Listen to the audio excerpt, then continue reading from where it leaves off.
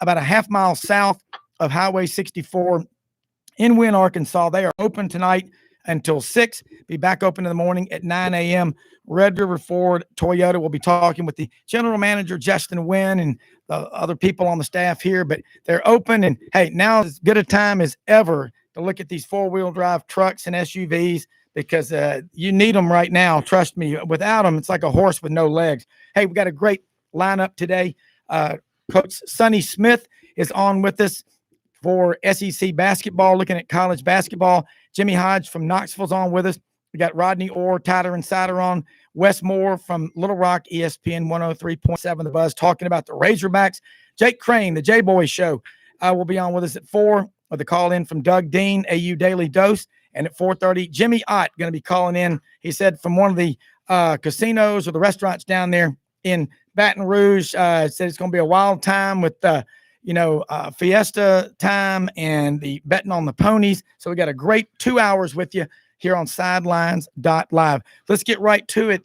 Coach Sonny Smith, glad to have you back on. And sounds like you're getting better by the hour. We love basketball, but better than anything, we love hearing you talk about basketball. So the mic is yours.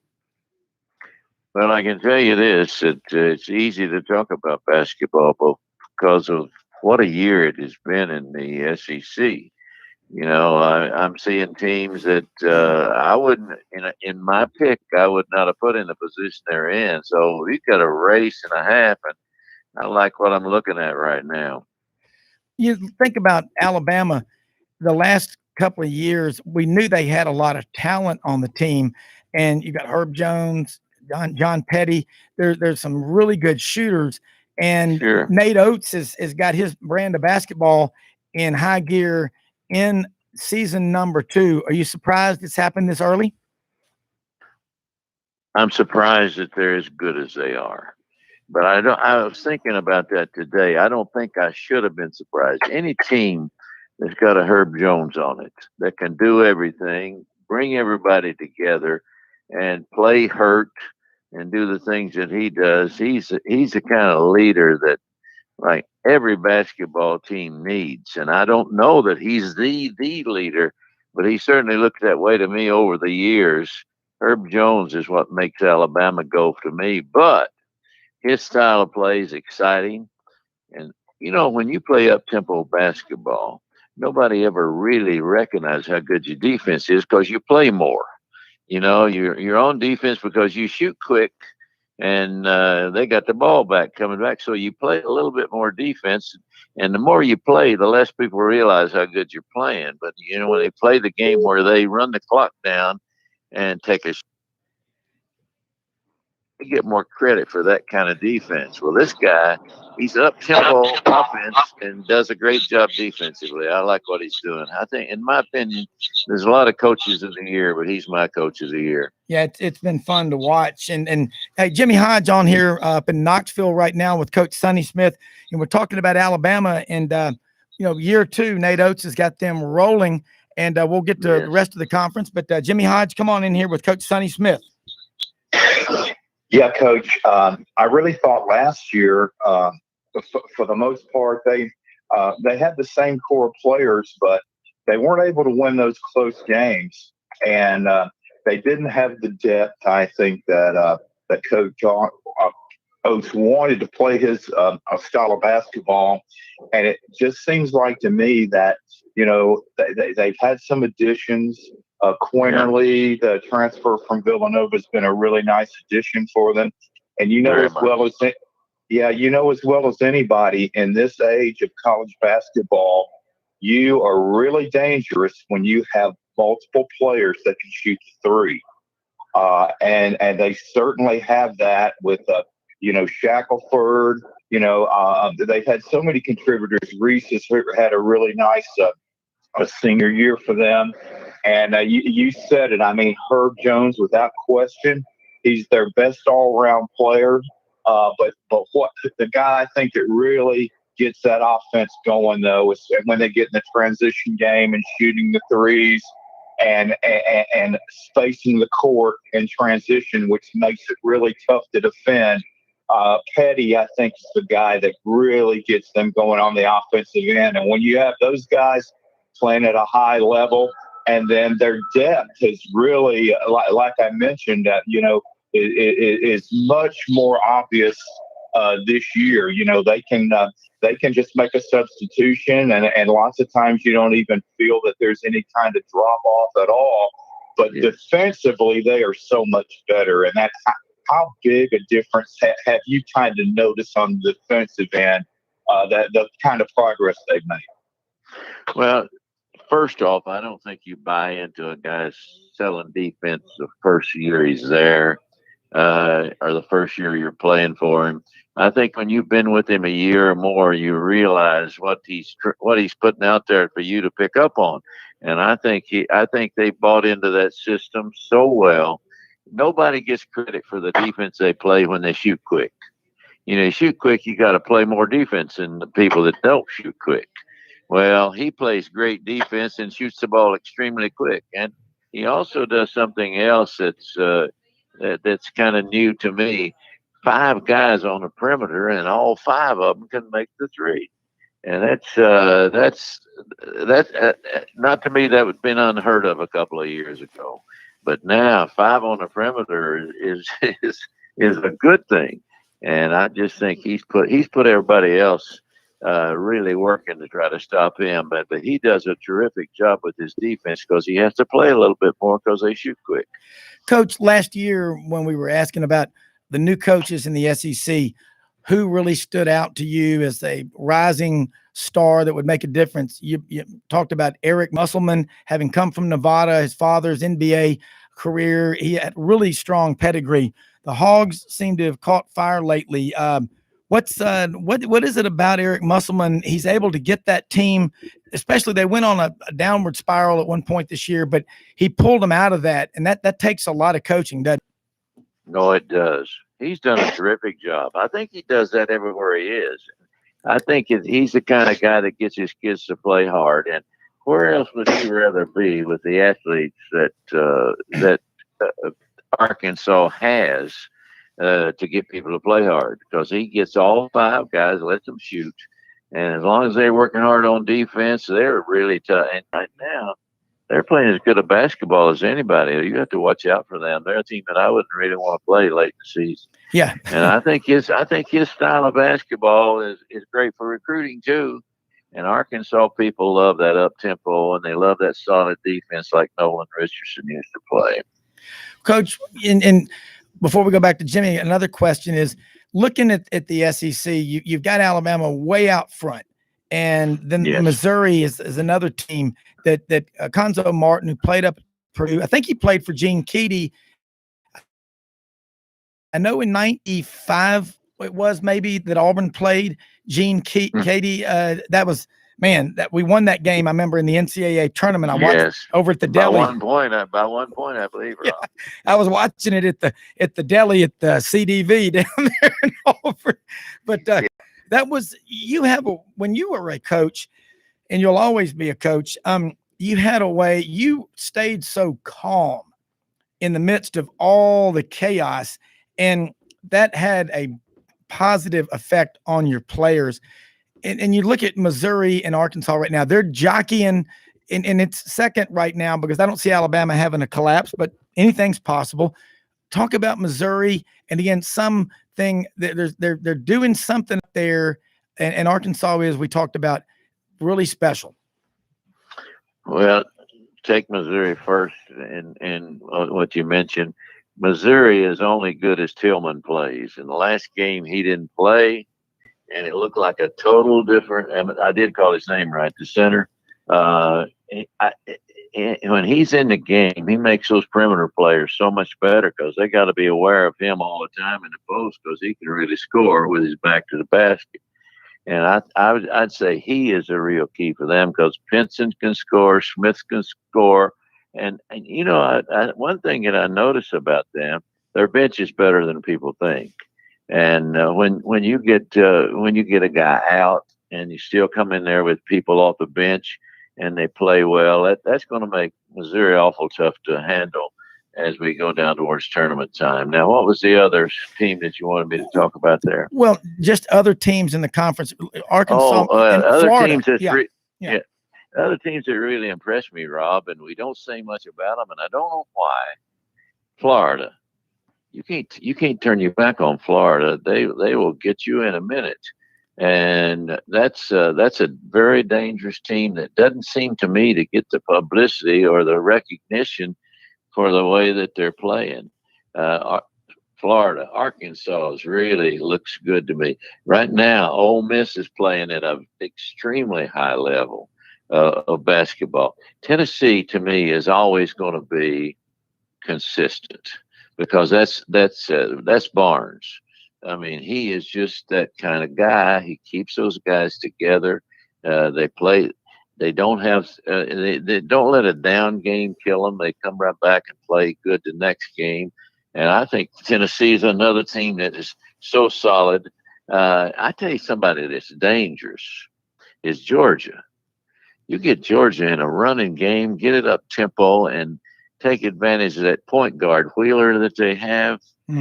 He makes everybody better. They're dangerous. I wouldn't want to be playing them at their place late in the season, and we are late in the season right now. I'm leaving people out, but the people none of us talk about LSU. Yeah. Well, LSU's good. Yeah. LSU's got everything. They probably got everything in my estimation, except a true point guard. When you got Smart playing the point, that's a shooter playing the point. And, you need a guy that looks at a shot second to be your point guard and make all those other guys happy. And I'm not sure that they're happy all the time. Maybe they are, because that Wade has done a tremendous job everywhere he's been. And I think they're a team you really got to look out for. And then you got the obvious teams that we got to talk about. But who has impressed me the most recently from a standpoint of first time I saw him play till this time is Ole Miss. Yeah. Their seem to be hitting on all cylinders for some reason. And I'd say Kermit is the reason for that. Yeah, he's amazing. And we're going to get, real quick, Jimmy Hodge and I, both of us, we watch this league, and it's just amazing, the quality. It just gets better. When you were at Auburn, there were a lot of really good coaches. I mean, I remember when Florida would play, yes. Norm Sloan wore that coat, and everybody would yell, "Sit down, Norm." He wore that loud plaid coat. It was Coach Wimp Sanderson wore the great plaid coat. But Jimmy, come on back in here with Coach Smith. Yeah, Coach, the league now, it just seems like up until maybe a week or so ago, we said, well, anytime you go out there, if you're not ready to play, you can get beat, with the exception of Andy. And now the last week and a half, Andy has, they blew out Mississippi State. They gave Kentucky all they wanted, a couple of nights ago, and they lost that game in the first 5 minutes because they just got down by 13 or 14, and then they bounced back and hung with Kentucky most of the game, but could never get ahead. And so it seems like they're, finding some answers there and being able to play, with everybody else right now. But Florida is. To me, what they've been able to do has been very much under the radar, as you mentioned, with Mike doing a great job there, because again, he's one of the bright young stars in college basketball. But from a coach's standpoint, how devastating is it? Because not many coaches have ever experienced this, almost losing one of your best players. I mean, losing his life on the court, and yet trying to put your team back together just from an emotional, psychological standpoint. And it seems like it's been a while, but it seems like he's been able to put this team back together, and they're really playing as a cohesive unit, and they're playing that up and down style of basketball that he likes, and they're starting to play really well. Speaking of Florida, that's what you're talking about. Yes. Well, let me say this. Their style of play allows everybody to take a shot if they got it. Absolutely. That keeps your team happy. You know, when you say, well, they're a 1-star team or a 2-star team, that has to have the ball, have to have the ball in their hands to play. He doesn't have guys like that. They all get the role from him, and they play it like he wants it played. And I think, I really don't even know the guy, but I think that he might be one of the most underrated coaches in this league, even though there's some really, really good ones. And you mentioned Vanderbilt. I think the thing about Vanderbilt we always got to take into consideration. It's almost like you're giving up 10 points when you walk into that arena up there. I mean, I agree with that. That place is a place that everybody seems to have trouble. And I'm going back through the years now. No, sure. I don't know if it's that way right now, but I still say it's almost you pick a place you don't want to go to. That would be on my list of don't want to go to Nashville. I want to go to Nashville to the Grand Ole Opry. I don't want to be playing the Commodore. I agree with you, Coach. What about Auburn too? I know we're about out of time, but what about Auburn? You know, Powell is obviously could be back in 2 weeks. Well, like the season's over in 2 weeks. The possibility of Auburn, you look at the 5 games I think Auburn's lost since Sharif Cooper came in. I think the most they've lost by is 4 or 5 points. They're very close. Can you imagine those two on the court at the same time? Oh man, I was thinking, I was hoping for it and thought I was going to see it, but I'd say it's probably a redshirt time now. That I haven't heard anybody say that. Yeah, but it looks to me like it's a redshirt possibility for him, wouldn't you think? Yes. He's too good to waste that full year on him right now. And I think that nothing has ever been said around here has been talked about. But Bruce Pearl will always do a good job. And I'm going to tell you why. People that have never seen him do a practice will not know how good he is till they see that. He covers everything in detail in practice as good as and I've been in this 47, 48 years. He covers it as good as anybody that I've been around, and I've been around a lot of great ones. Another guy that did that same kind of thing and nobody basically noticed it was Don DeVoe. Don DeVoe did an unbelievably credible job, but you start naming coaches, you don't see Don DeVoe's name come up. Don DeVoe was a great coach. You know, there's guys like that. But I was bringing up this last point because I know you run out of time. I think the thing that people need to look at is how good the coaches are in this league right now. Yeah. You can't name a bad one. I mean, you might think you know one, but I don't. No, there's not. And I don't think there's a bad coach in this league. I think they're outstanding coaches. And, of course, coaching is based on recruiting, really. You know, you've got to have great players to win, no matter how good a coach you are. Coaches can keep it close. Players win the game. And I'm really impressed with the SEC this year. I tell you, I wouldn't want to play Vanderbilt every night. No, you know, even though they seem to get beat, that they're still a tough draw to me. Well, the SEC is like you've got 14 snakes. All of them are venomous. Some of them are just less aggressive than others. But the way Vanderbilt's been playing lately with Jerry Stackhouse, he's got the pedigree. I've always wondered, Coach, you know, you come from playing at North Carolina, then you go in the NBA so long, and then you got to get back in college. You got to recruit. You got to Instagram and tweet and text and do all that stuff with 16 and 17-year-olds. So it's it's another game. but Coach, I want to say real quick, I know you've got a lot going on and you've been in our prayers, your recovery from your hip surgery, and you sound great. And just what a treat it is always to have you on here. And we get so many requests and we love your knowledge. And like I said, I turn down the TV, and even if I'm behind, ahead, whatever like that, I would rather listen to you on the radio any day. The only thing better would be if Jerry Clower was still alive on there with you. Jerry Clower was special. He was special. He was.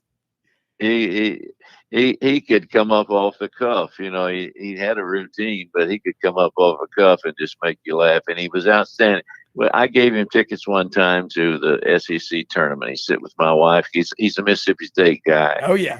And my wife just loves him. So he must be that kind of guy. I never talked to him almost that much, but Rob, it's great for you guys to have me on with you. I enjoy talking to you. Hey, Thanks. let's do it again soon here, Coach, and have a great weekend. Thanks so much. That's Hall of Fame very coach. much. You bet.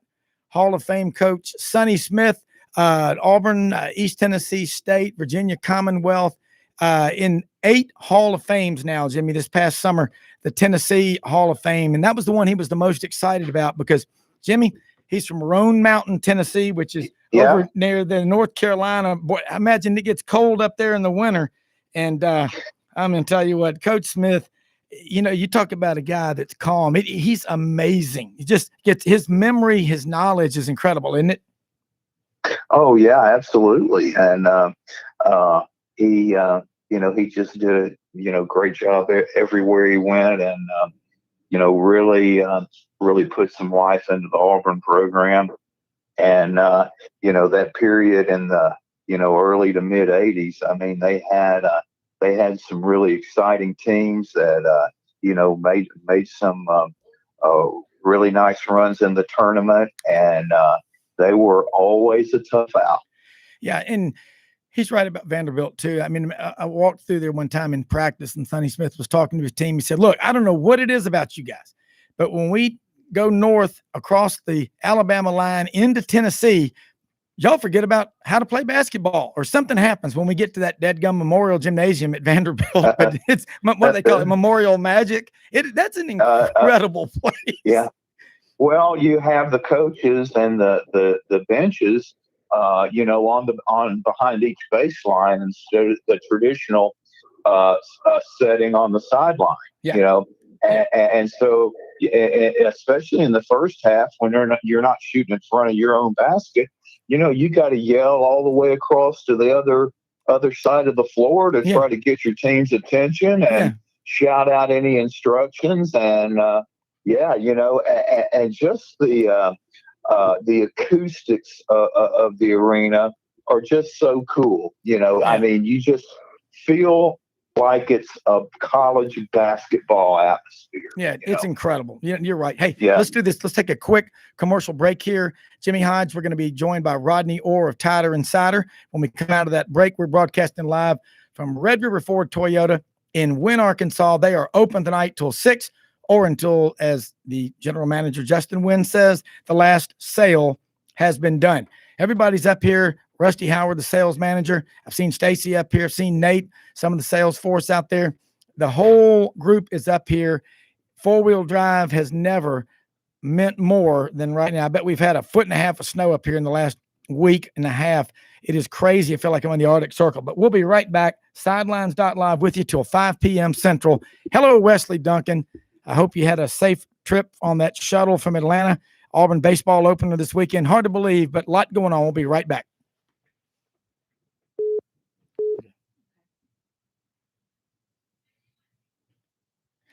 Perfect. Hey, Jimmy, Rodney. Yeah, Rodney, we're on a commercial break. That'll be perfect. We just had Sonny Smith on, so we'll come back, go right back with you. Okay. Hey, Rodney, you there? Yeah, I'm here. Yeah. Okay. Yeah. And, I was on the phone with Logan just before we came on the air, and hopefully he might be able to be on with us tomorrow. But I talked to him yesterday for several times. We're going to talk again tonight.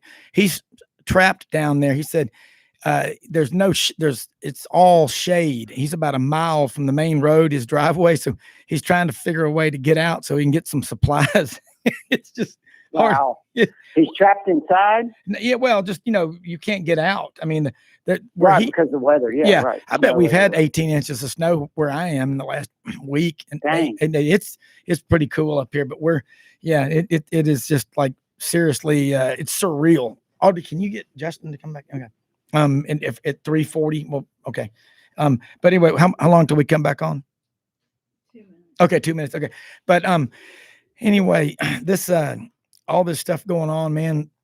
Name, image, and likeness. We talked about that this past Sunday a lot, and that's getting to be a hot topic. Apparently, it's going to go through in the fall. Are y'all hearing any different?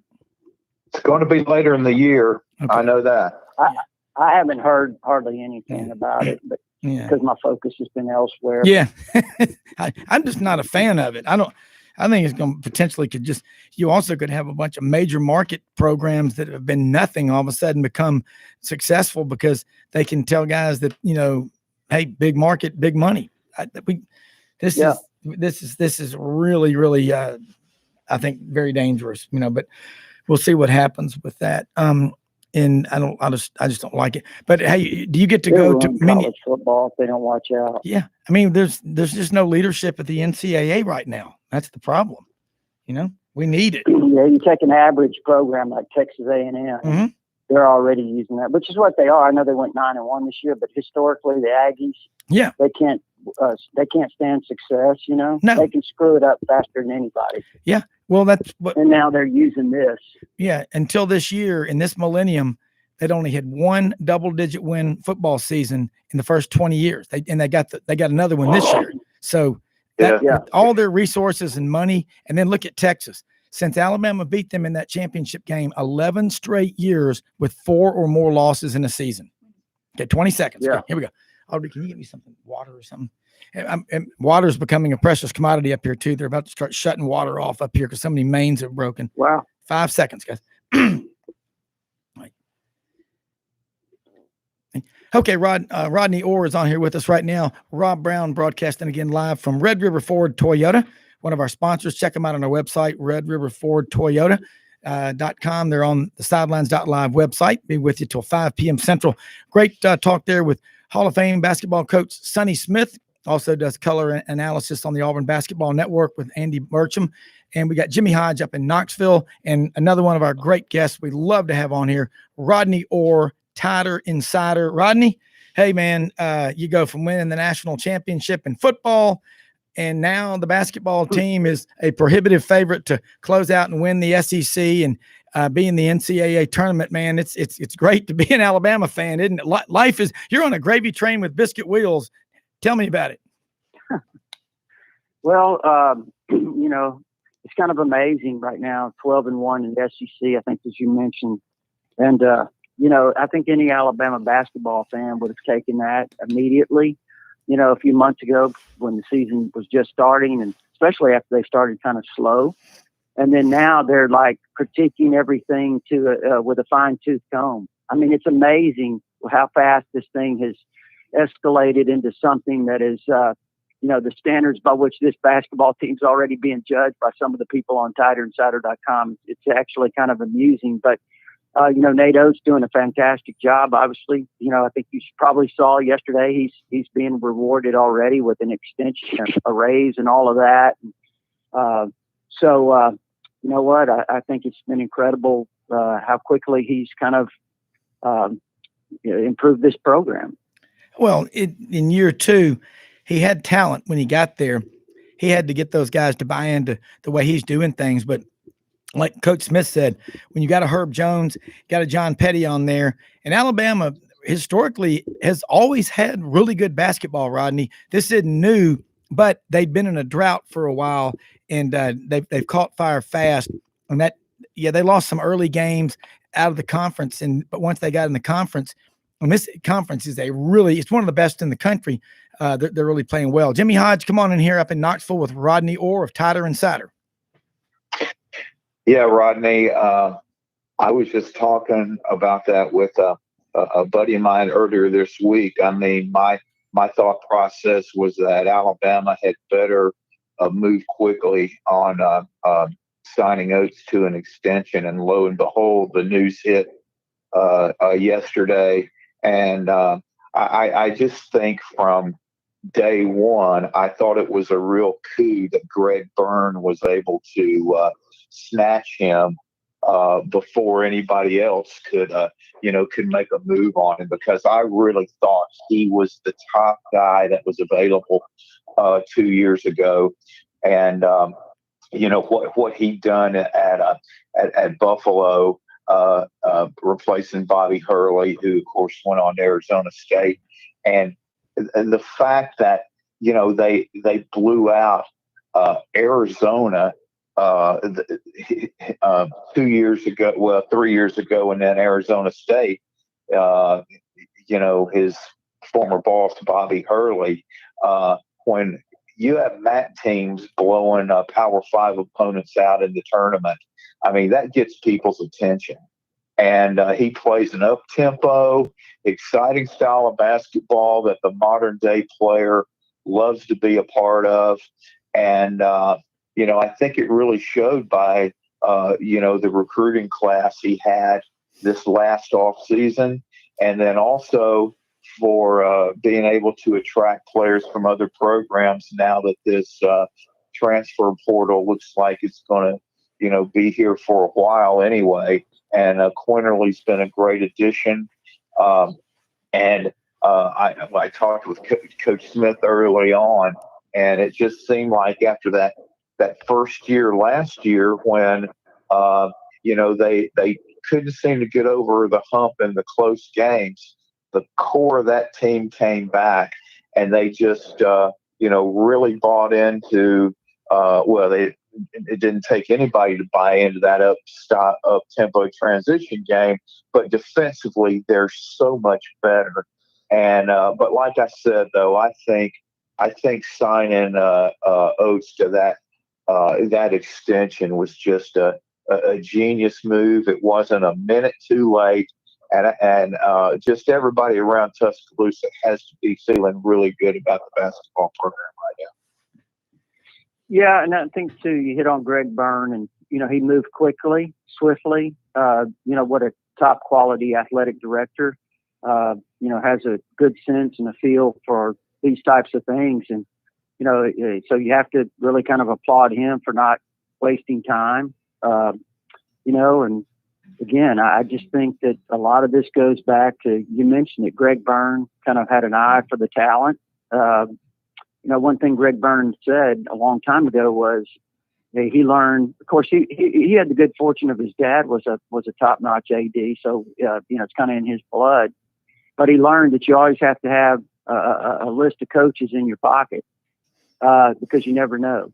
And, that's certainly, I think, around here from the things I've experienced, if you don't have that, and a leader at the AD position that understands that, then you can be in big trouble when these things kind of arise when you need a coach. And but he did a fantastic job with Byrne, and then now what they've done with this, the extension and the raise and all of this, I think, like you said, it was perfect timing. Hey, Rodney, looking at the Alabama, the vision of the athletic director Greg Byrne too. Last year they launched the 10-year, $600 million campaign for athletics facilities improvements.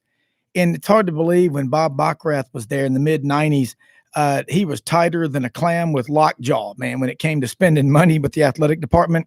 And it makes a big difference. The narrative in the last year has been so negative by a lot of the national media that cover college athletics. But I see, and Tommy Tuberville talked about this all last year and still does, discipline. Everybody do their part, discipline. We will get through this. There are just people that look for reasons to lie down, and there are people that find excuses to win. That's the SEC and college athletics in general. There have been the people that have tried to hold us back, but looking ahead to football, I see full stadiums in the fall. If people will continue to do everything they can to beat the virus, what do you think? Well, I mean, again, I hope you're right. I don't know exactly what's going to happen, but I think we are moving forward more and more to trying to come back to something closely resembles what we had. Just don't know when all this will happen, because as we saw, I think it was this week, the recruiting dead period that's been in a dead period state since, I don't know what, last April, whatever it is. It's been extended now till May 31st. So really it's been, over a year almost by the time this thing's ended, that, 14 months, I think it is, will be, that the recruiting dead period has been ongoing. So, but now with that said, I did note that the NCAA said that they were now working on a plan to begin moving this back into a more normal state of the recruiting process. Now, what does that mean? I really don't know. I don't know if that means that we'll have summer camps for schools. I'm guessing we won't have that, but I do think maybe at some point in the summer they'll start loosening this restriction and visits, and then who knows, Rob? I mean, I'm going to say right now, if you press me, that there's probably going to be some limitations on the fans next season in terms of the capacity, but probably nothing, obviously, like we saw this past year. Just a guess. Yeah. Well, hey, look, I like to say it. I'm an optimist. If I go fishing for Moby Dick, I'm going to Costco and I'm going to get extra tartar sauce. Okay. I got to have confidence. But hey, Jimmy Hodge, what do you think?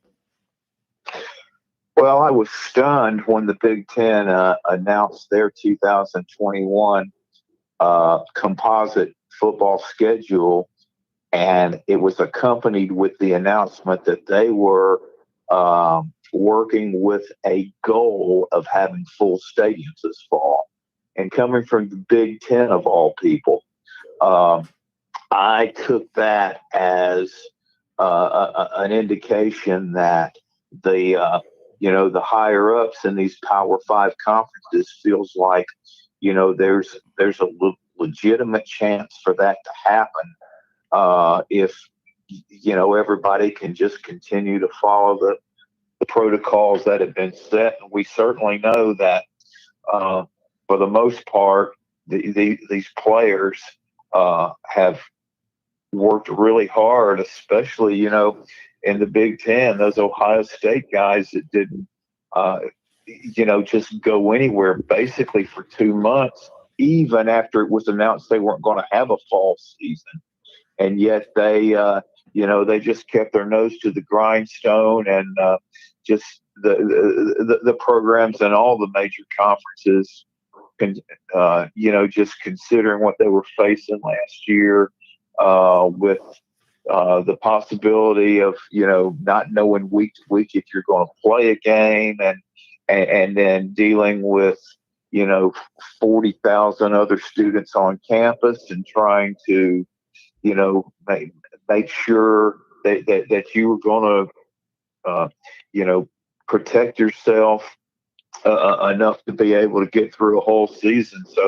So I think I have a really good feeling about it. But again, we don't know because, there's word about different strains of this virus now that are getting out there and so forth. But at the same time, I think they're learning more and more about the development of these vaccines to counter that. So, I have a good feeling about it. I do think that the worst is behind us. Otherwise, I don't think we would have, had an announcement like that from a Power 5 conference. And even I think it was just today, I think that the NCAA did announce that they're going to allow 25% capacity for the entire NCAA tournament that will be played in various arenas in Indiana, culminated, of course, by the Final Four at Lucas Oil Stadium in Indianapolis. So, those are good signs. But again, we just have to wait for things and see how they develop. But I have a pretty good feeling about it. Yeah, just be disciplined. Rodney Orr, about out of time, but want to have you back on with us again over the weekend. I'll get with you on the different roundtables, Saturday and Sunday shows. Real quick, anything breaking news recruiting wise on Alabama, and then tell people how they can follow you on Tighter Insider, and we'll let you go. Well, I tell you this, up in here, I don't know how far you are from Martin, Tennessee, up there, but next Friday, 4-star quarterback who I think he's going to be a 5-star, Ty Simpson, eventually be a 5-star. I think he'll choose between Alabama, Clemson, and Tennessee, probably the main three. Although A&M, Ole Miss, and Notre Dame still also, certainly in the mix as well. But he's a great looking quarterback prospect, and again, I think when this process is over, he'll be a 5-star. And so that ought to be real interesting when he makes his announcement next Friday. Oh, absolutely, it is. Recruiting never stops. The only easy day was yesterday. That's why that's the way it is. Tell them how they can subscribe to Tighter Insider, because again, I know so many Alabama fans, and they're either subscribed to it, or I tell them, then if you're not subscribed to it, you're kind of like having a truck without 4-wheel drive. It ain't really a truck. Right. Yeah, we have a big mailbag update today. Actually, tons of questions there that we addressed. But TighterInsider.com, it's only $48 a year. That's just $4 a month. Get instant access with a credit card if you prefer. There's an address there to send a check. Gives you all the premium information. We mentioned the mailbag today, and then also the All Sports Forum, where there's a lot of exchange in our community there. So TighterInsider.com. Hey, Rodney Orr, Tyler Insider, thanks so much for joining us. Talk to you again this weekend. Really appreciate it. But again, have a great weekend. All right, Rob, Jimmy, you guys take care. You bet. Okay, Rodney. Hey, we're talking now with Justin Wynn, the general manager of Red River Ford Toyota over here in Wynn, Arkansas. And hey, they are open today. Justin's actually got on a short sleeve shirt, polo, walking around. It says Red River Edition. That is a good looking shirt. They got the Red River Edition stickers. They got hats, t-shirts. Bottom line, this is the time of year. If you didn't have four-wheel drive in a truck, or you don't have a truck, it's a great time to come look at them. Nothing's changed. You're wide open. It's not the shirt, Rob. It's the man. Let me just tell you. Hey, you know, this snow out here has got it cold, but I am in a short sleeve shirt because the deals are hot. All right. I got stuff going on here. I got deals happening, vehicles out here for sale. We're clearing the parking lot. I got a tractor out here moving snow. If you're looking for something, you come by and give us an opportunity. We got a month to make out of this still. We got 8 days to do it, and we're going to do everything we can to make it happen. You said last Saturday morning you had a couple of trucks come in with more inventory. I know that the trade-in, people always think about, well, I've got a trade-in. I want to go get a new vehicle, a car, or a truck. Talk about those values and how that window isn't going to be open forever. Well, as the virus winds down, which we all need it to and want it to, I mean, that's not a good thing. But as it winds down, the factories are going to reopen and start producing new vehicles again. Your new Fords, your new Toyotas, your new Chevrolets, everything. They're going to fire back up and start producing new vehicles, which is going to affect your trade-in value, because with supply and demand, as the inventory levels of the new vehicles have fallen, your trade-in values have gone up. And so right now is a great time to look at trading your vehicle. If you've been thinking about it, the window's closing as the manufacturers start producing the new ones, and I wouldn't want to miss that. Talk about the ownership group, Red River Auto Group, and there's this dealership here. You bought it October 5th. You opened it, Red River Ford Toyota.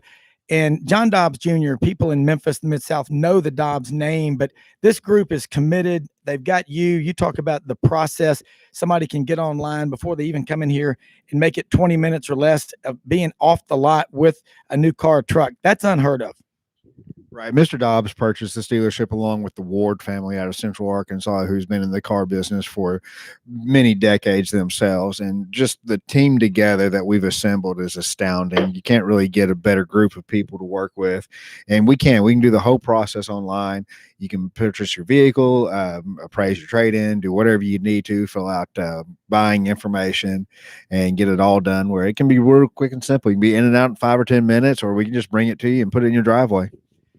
One last thing, we've got listeners everywhere. I mean, we're the podcast every day, sidelines.live, Saturday morning, Sports 56, WHBQ, all over the Mid-South, but listeners everywhere. I get a lot of texts and inquiries about, hey, I live in Birmingham, I live in Atlanta. I want to look at what you've got.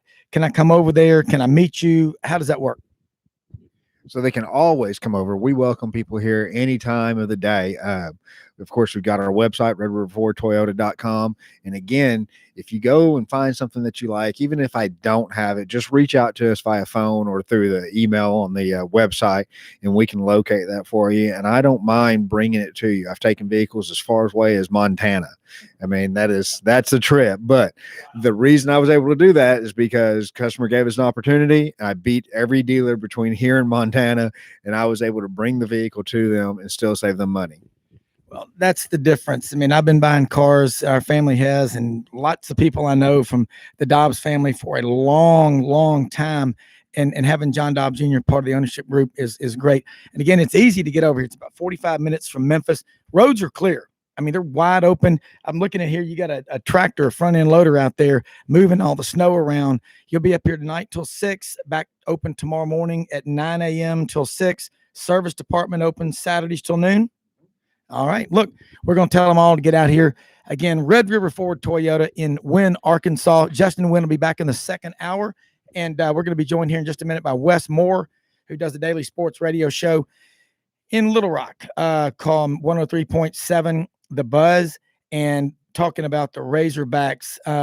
Jimmy, a lot of great talk about SEC basketball. And, just a few years ago, you didn't hear nearly as much. It was more like, football recruiting's over. Now we're talking about spring practice, and we're going to get more into that in the second hour. We've got Jake Crane, the J-Boy Show, going to be on with us. A call in from Doug Dean of the AU Daily Dose.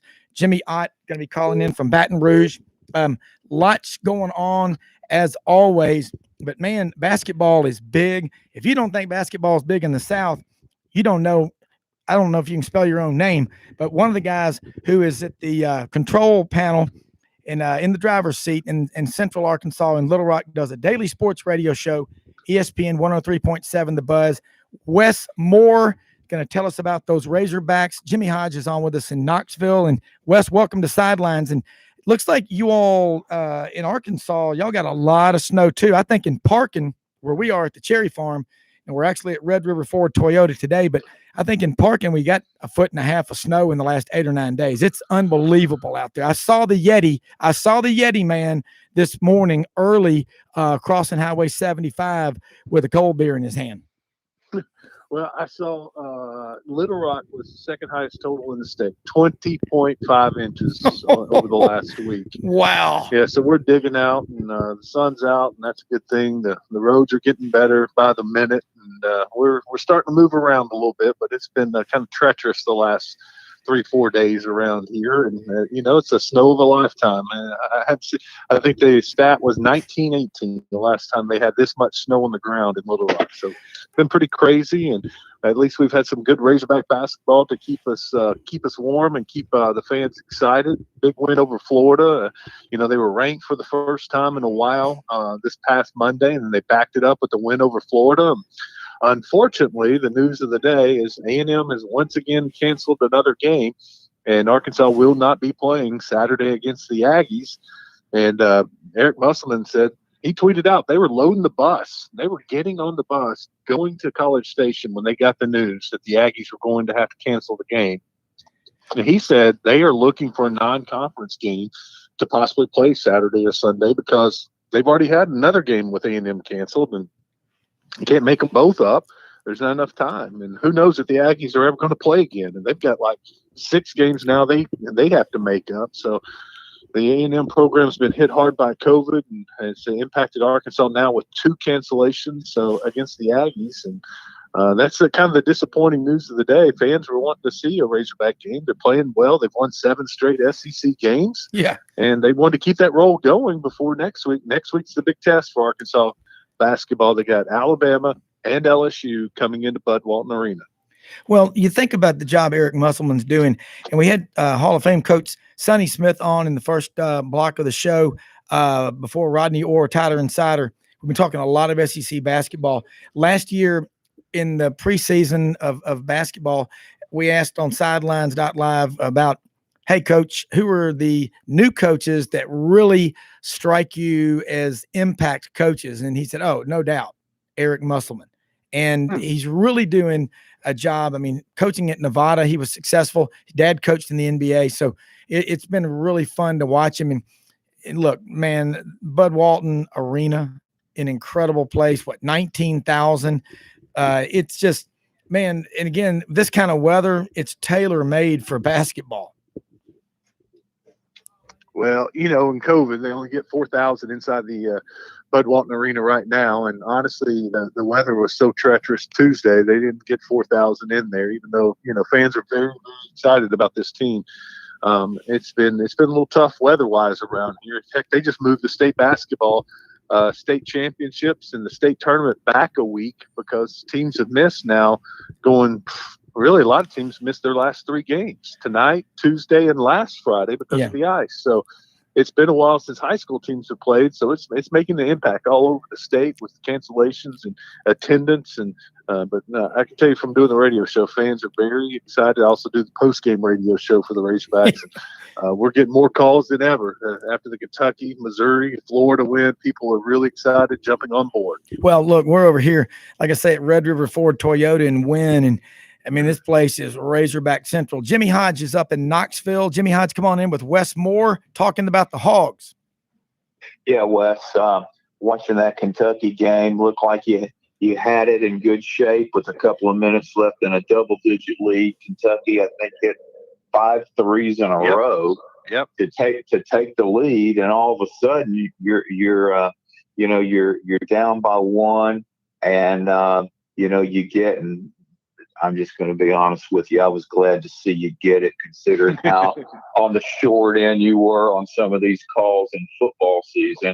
But you got a questionable call in your favor, and considering how many times Kentucky's been on the long end of those type of calls over the years, couldn't have come at a better time. You made both the free throws to take the lead, and then for some reason they had Sarr handling the ball in backcourt, and you took full advantage of it to get the turnover and the win, and then you rode that momentum into the big win at Missouri, and then you had a really hard-fought game against Florida. And what I like about this team is that, unlike many college basketball teams down the stretch, when the game is tight, Arkansas has been winning games because they're making free throws. And a lot of teams don't do that down the stretch. And Eric Musselman, I call him the Bill Snyder of college basketball, in that he has that ability to take junior college players, transfers, and mold them into a unit that plays very effectively.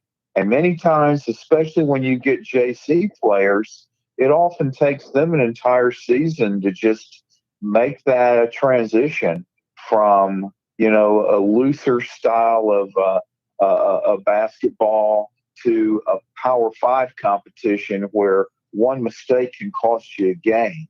And yet he's able to do that, and not only do that, but he's mixing in,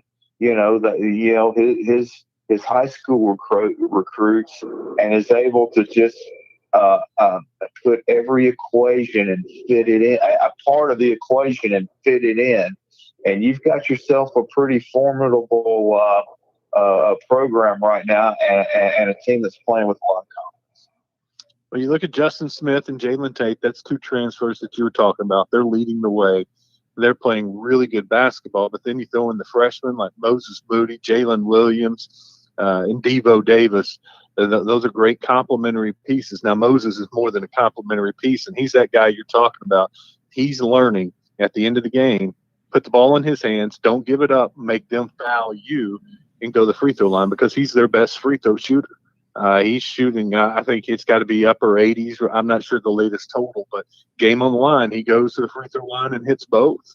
And for a freshman, and look, I don't get nervous when he's at the free throw line. I know he's going to make them. That's how good he is. But this team, you hit on it, they fell behind after leading Kentucky. They fell behind after leading Florida and lost the lead late. And they responded with what they're doing really well right now compared to, a month ago. They're playing defense. They're getting after teams, and they've got big guards. Devo Davis, I mentioned, he's a 6'4" guard who's quick. I mean, he is very quick. Their best defensive player is a freshman. And then Jalen Tate, he's a 6'6" point guard. You get those long limbs, and he gets after you. It's hard to get past those guys.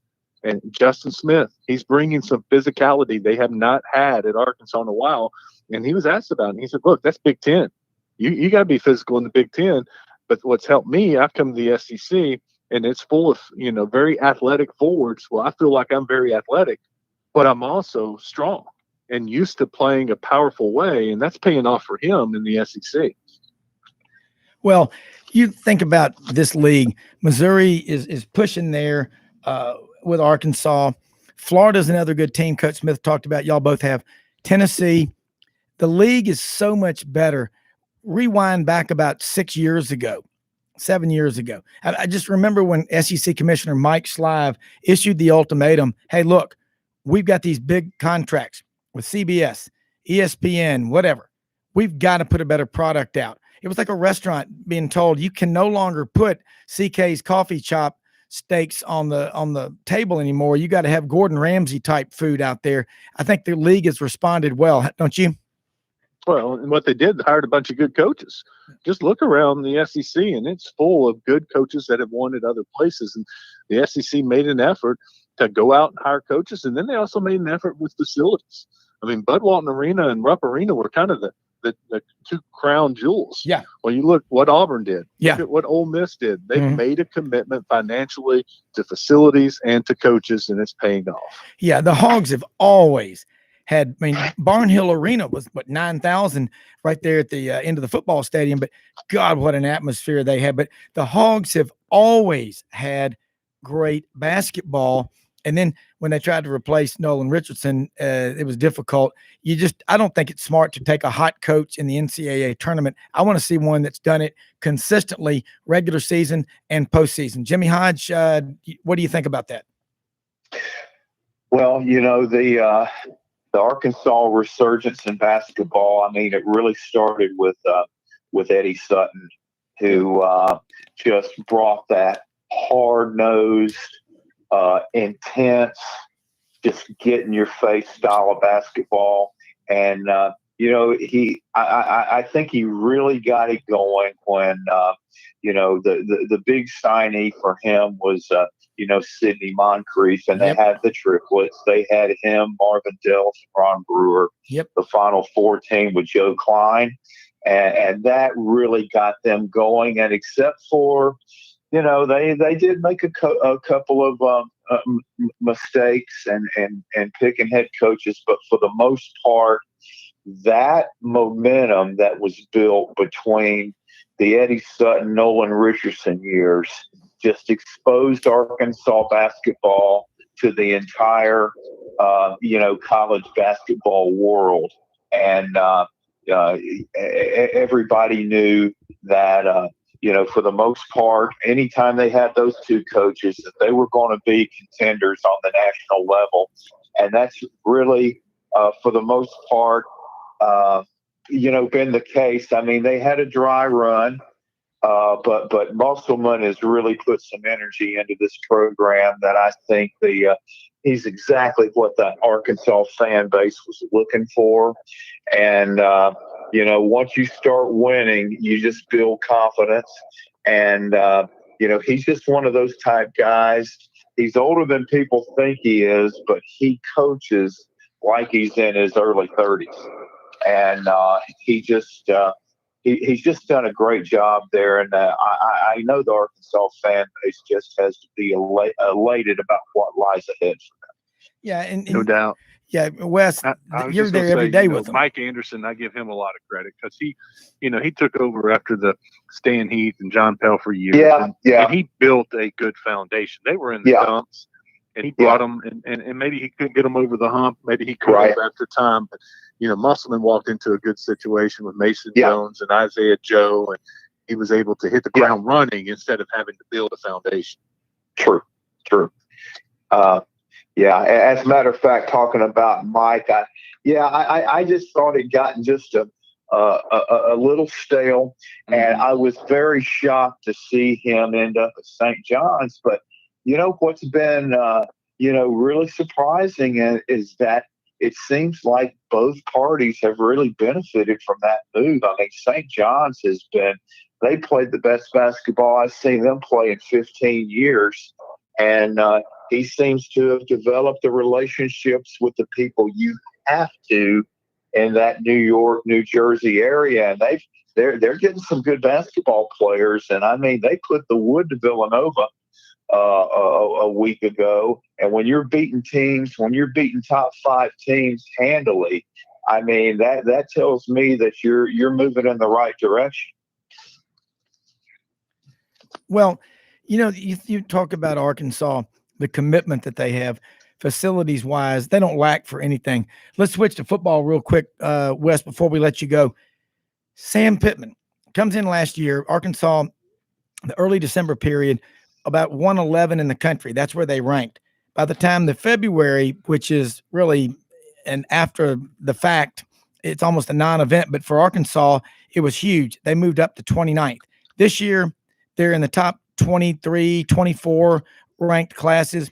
They're getting better talent, but they've got a lot of coaches on that staff from the deep South. Everybody likes to call Northwest Arkansas the high South, over in the corner or whatever. They can get players here and there out of Missouri and Kansas, Oklahoma, Texas. They got 3 kids out of Memphis last year. Sam Pittman has a coaching staff loaded with coaches that have deep relationships in the deep South. That is huge, isn't it? Man, I tell you what, you're starting to see Georgia pay off for them. They got the big-time running back, Binion, out of Georgia this past week. And Jimmy Smith, the running back coach, gets all the credit for that and created a relationship. And, it didn't hurt that Pittman was there and knew the kid from his time at Georgia also.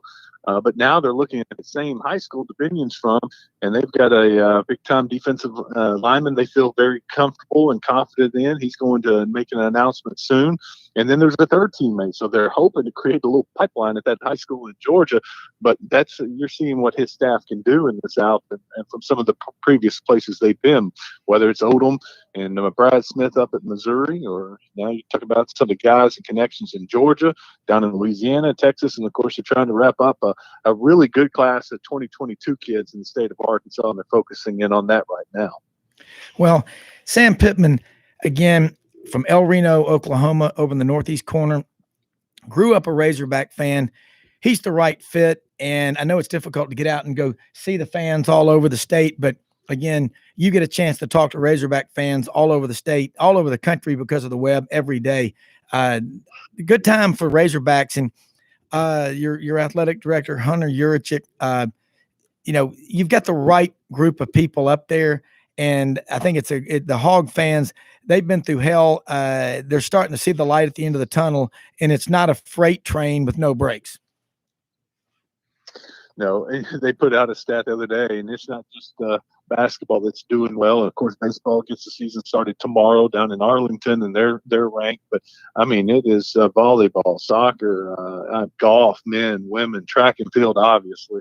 Hunter Urachek's done a great job of not just focusing on the money-making sports, but also on the other sports. And it just kind of rubs off when you have an athletic department that's doing well, and it just kind of starts to become expected that you need to win. Women's basketball, I should have mentioned that, what Mike Neighbors is doing. Yeah.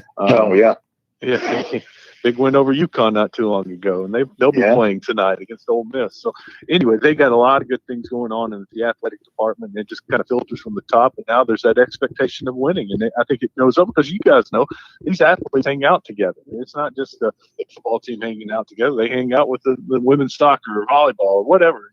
They all. When you get a bunch of winners surrounding each other, it just pays off. Yeah, it does, and there again. The motivation of these guys getting up at 4:30, 5 o'clock in the morning, voluntarily going to these workouts, running uphill, pulling a sled with a 50-pound plate behind you or 100 pounds of plates, going uphill 15, 20-yard sprints. They do the little things that ordinary people wouldn't do. Basically, get comfortable being uncomfortable. Enjoy your time in hell. That's what it takes to be great. Nolan Richardson, that 17-year run he had, man, that defense, 40 minutes, was incredible. But yeah, that Hog magic is definitely coming back. Wes Moore, before we let you go, tell people how they can follow you on social media, how they can listen to you every day. You've got a great show broadcast all over the state on ESPN 103.7, but anything new, throw that in there as well. No, go follow me on Twitter. It's Wes, 2 S's in Wes, _Moore, Moore. Download the Buzz app. You can listen to us live every day from 10 to 1 for the Zone. Yeah. All right. Look, Wes Moore, we'll look forward to having you back on here again soon and watching the Razorbacks as they continue to roll along in this basketball season. Eric Musselman, Nate Oates, Quanzo Martin at Missouri. I don't know who's going to be the coach of the year. Probably Nate Oates, but I got to think, the job Eric Musselman's done of pulling that team out of that downward spiral. Coach Smith talked about how hard that is to do. He's certainly going to get some votes for coach of the year, but thanks for your time. You bet. You guys have a great weekend. All right. Warm. You bet. All right. Let's do this. Let's take a quick commercial break. Jimmy Hodge is on with us from Knoxville. We're expecting a call from Jake Crane, host of the J-Boy Show over in Atlanta. Should be on here with us. Got another hour to go. This is the Friday podcast, Sidelines.live, broadcasting to you from Red River Ford Toyota in Wynne, Arkansas. Open till 6 tonight, 9 a.m. tomorrow till 6 tomorrow night. Get over here. Got cars, trucks, and SUVs. This is a great place to be. Be right back.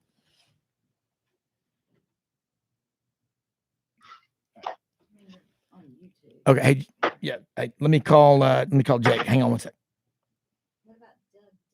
He's going to call it 4:15.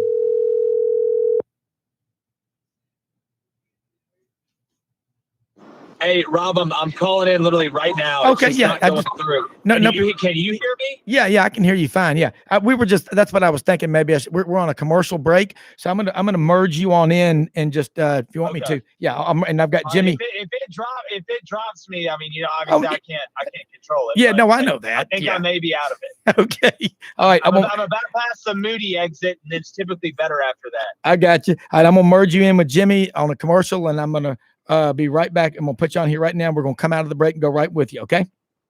Sounds good. Okay. All right. Hey, Jimmy, I got Jake on here with us. I'm gonna step away for a second, and then we'll come out of the commercial break and get right to it. Okay. Be right back. Right. I'll be right back. Yeah. So that was a big city working for you. Man, this traffic ain't worth a fuck.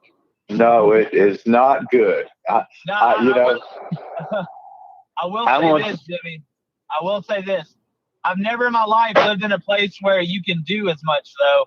Typically, I've lived in a place you can only do a couple things, but it's almost paralyzing. I don't know what to do. Yeah. It's good. Like, but the traffic is so bad, it literally does negate 10 positives. And the way people drive, oh my God. Where you live? Well, man, I'm walking through a house in Marietta Monday. Oh, okay. That I think I'm gonna get. So it's like 20-25 minutes from Buckhead. That's not bad. Not bad. How you been? Oh man, good. Just going with the flow. And I've been down here outside in Knoxville helping my mom get through February. Yeah, she'd had a fall not long ago, and I just she's okay. No, she's fine, but she, like I said, she's sometimes a little weak, so I help her. How much? Just been helping with that type of stuff, but okay. But yeah.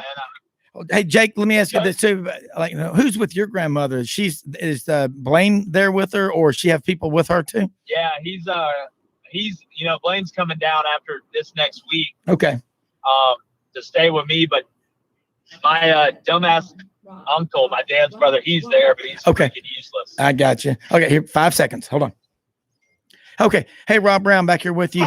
Friday edition of Sidelines.live with Jimmy Hodge up in Knoxville, and Jake Crane, host of the J-Boy Show, is on with us right now from over in Atlanta. Just had Wes Moore from over in Little Rock talking about the Hogs and the SEC and the Razorbacks on a roll in basketball right now. And Jake, look, lots going on in the sports world.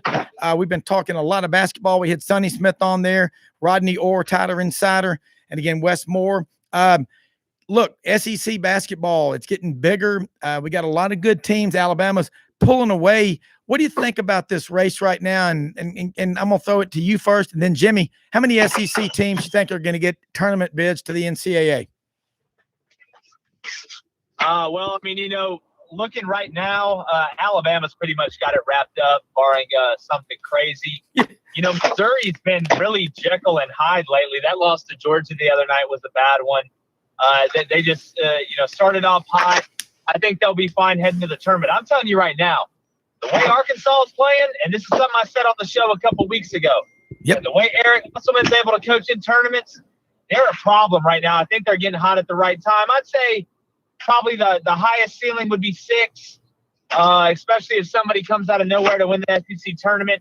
But I'd probably say the smart money's on 5. Yeah. Jimmy, what about you? About the same? Yeah, 5. And I think we've had as I mentioned earlier in the show, kind of a late resurgence by Florida. I think they've recovered from the shock of the near tragic episode with Johnson. and they are, starting to play effectively. They really took Arkansas down to the wire the other night, and I think they've really got a nice core of teams. Arkansas and LSU have been on a nice little run the last couple of weeks. The thing, LSU's a team you have to watch. Now, granted, they can't guard anybody, but they can put the ball in the hoop. Yeah. And in this day and age, if you've got multiple guys that can shoot the three and you can put the ball through the basket, the game becomes a whole lot easier. Yeah, it really does.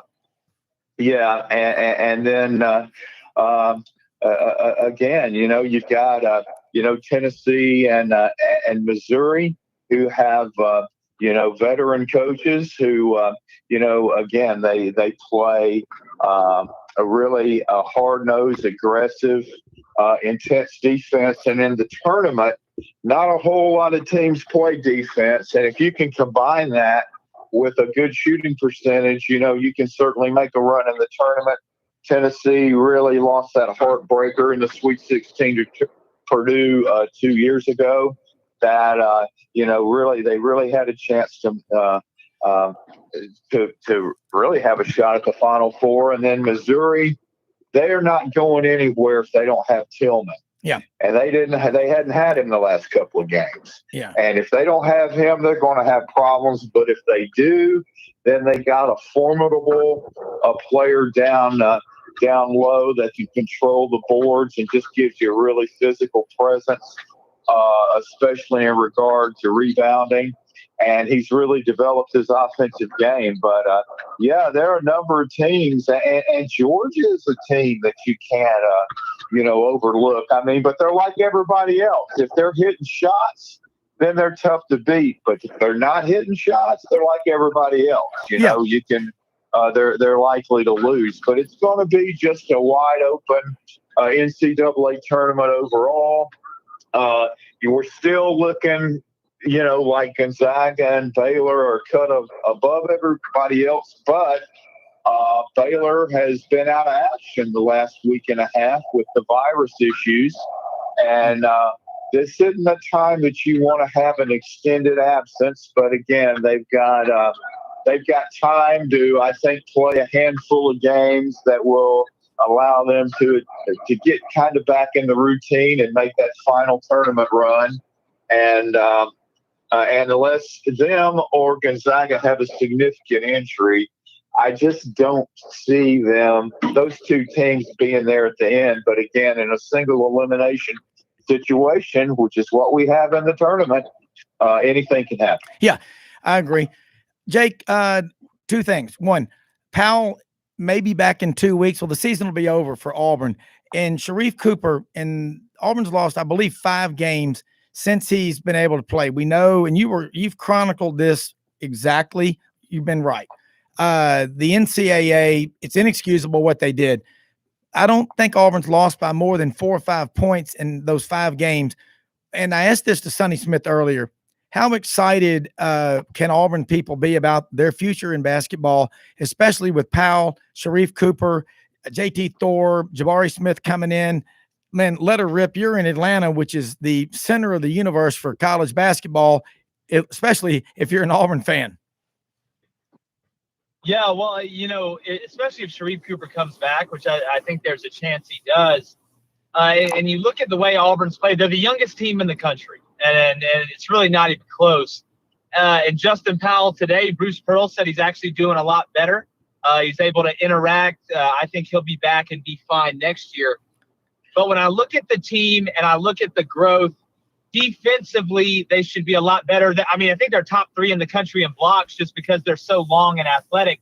But having a year of experience, playing in those games where you have those tough losses, it's one thing for a coach to sit there and say, hey, if we don't do this and do that, we may play okay, but we're going to lose by a basket or 2. And it's another thing to actually have it happen multiple times. And during the offseason, it's something you can continue to harp on, that the kids, that the new guys coming in will look at the older guys, you could say the sophomores, and be like, listen, he's telling the truth. We lost this game by this much because of this and this, that, and the other. And you just look at the talent JT Thor, I think, has a chance to be a top 10 pick after next year. But again, you have Jabari Smith coming in, who's a generational talent. He's rated higher than Zion. He's a projected number 1 pick in the 2022 draft. He's what they call a unicorn. That's the euphemism nowadays. But I love that term. next year, number one, I think the SEC is going to be loaded this next year. Yeah. But Auburn will have a chance to win the whole thing. Yeah, it'll be interesting to watch. Hey, Doug Dean wants to talk to you. I know Jimmy and I have been waiting for this one. This is a good one. He's with the AU Daily Dose down in Birmingham. But Jimmy, you're on with Jake Crane, Jimmy Hodge, and Rob Brown from Red River Ford Toyota in Wynn. But go ahead. Guys, I hope you're doing well. It's beautiful sunny weather here in Birmingham, football capital of the South, with all due respect to Legion Field that used to be the football capital of the South. I don't know what y'all have been, I don't want to plow old ground, but be curious, a little banter on, I understand from one or more of the sources of Auburn football and recruiting information that there may be a big surprise coming. And I don't have in mind the Brooks kid that Tennessee finally got their head on straight and realized that we're fighting a losing battle, preventing him from a full release. And we'll see that. I would put the money on Auburn in his signature if it hadn't already happened. But are you guys hearing, especially Jake, are you hearing any rumblings of a potential big name coming Auburn's way in recruiting? Well, I think Drayshawn Miller, the transfer from West Virginia, is about to pop to Auburn either tonight or tomorrow. He's the guy that's really going to give you that third corner, a proven guy they need. But, and I've heard this from a couple guys that I trust. They're not 100% sure on it. But I keep my eye on Ty Simpson, the quarterback that everybody thinks going to Clemson, the 5-star. I've heard some rumblings about that. And if they land that one, it makes that Gunnar Stockton one feel a whole lot better than it did, because that kid's an absolute witch. Yeah, and you know what you get to do in the world of propaganda that's certainly a part of, and I think mostly healthy propaganda, you're selling your program. You get to say to the whole world, when we let Gunnar go to Kirby, we knew all along we had a better prize in mind. Yeah. Well, I know it's crazy. It's crazy. Well, I've said, and I don't want to make this an Auburn-centric show, Rob. I love the fact that it covers the whole waterfront of multiple sports, and every team. There's great fans all across the fruited plain. But I do think if Coach Harsin can assemble a staff, flying the plane while he's working on the damn engine, and at least be respectable and meet a lot of needs, then I make no guarantees. We'll have to see. But if they can have a respectable, if not a surprising season with the talent they've got, then it'll be fun to see what he's capable of on the recruiting trail as we head into the 22 class. Yeah, Jake, I'm curious, and then I'm going to throw that to Jimmy. What Rodney Garner's gone. I mean, we know he sent 41 defensive linemen to the NFL. It just seemed like he was it's a good change. He's up at Tennessee now. And we talk real quick about Dylan Brooks, but why is it so damn hard, at least for Auburn, to find edge rushers that can get to the quarterback, not a day late and a dollar short like they have seen the last few years? Big Cat, all these guys come in with all the fanfare, but it's not happening. And are you seeing anybody that they're bringing in or that's on the team with this new coaching staff that you think is going to have a second shelf life? And then, Jimmy, I want your thoughts on it. Yeah, well, I think that's why Brian Harsin went and got Nick Easton, because Auburn's biggest problem on the deep. I mean, you look at Derek Hall, the dude's athletic as heck. He's big. He can bend. But Auburn just tried to bull rush everybody last year. What Nick Easton brings from the NFL, and people always say, oh, you're bringing an NFL guy that's never recruited, this, that, and the other. But on the flip side of that, all they do in the NFL is work on technique. So what you're going to see from a Derek Hall, guys like that, is now they're going to have different pass rush moves, because you can't just bull rush Alex Leatherwood or these big-time offensive tackles the whole time. Because in the NFL, that don't work either, regardless of who you are. It doesn't matter, because these guys are so big and they're so talented. So I think there's some bodies. I think the kid that they got from Northwestern's the kid that he's not overly athletic, but he's very smart. He plays with his hands. He's going to be effective. He understands how to long arm and really stay in his pass rush lane, which half the time gets you half a sack or a sack anyways. So I think you'll see an improvement there. But, you look at Auburn under Gus Malzahn, and their biggest problem was up front. And again, you look at the D-line with Derek Brown and Marlon Davis, and they were fine most years on the D-line. But I look at the offensive line, and that's something they're going to have to continue to add bodies to. So I'm very interested to see how they do on that side. But they've got bodies to pass rush. Colby Boudin, I think, is going to be a top 2-round pick in the NFL. I think he's that talented. And I think him and Derek Hall are two guys to really watch going into this next year. You watch on it. Jimmy Hodge, again, you're talking about Auburn, but look, in the SEC in general, it's so hard to find those edge rushers. Why is that? I mean, interior linemen, yeah, and only a handful of schools really have 2 or 3 deep on their front sevens, but the edge rushers are the hardest to find anywhere. Well, if you're in a 3-man front, I mean, it's it's just obvious, that you're dealing 3 against 5, and then you got to bring, at least one guy in passing situations, and you can't bring them from the same spot every time. It's got to be a linebacker position, maybe a corner, sometimes safety.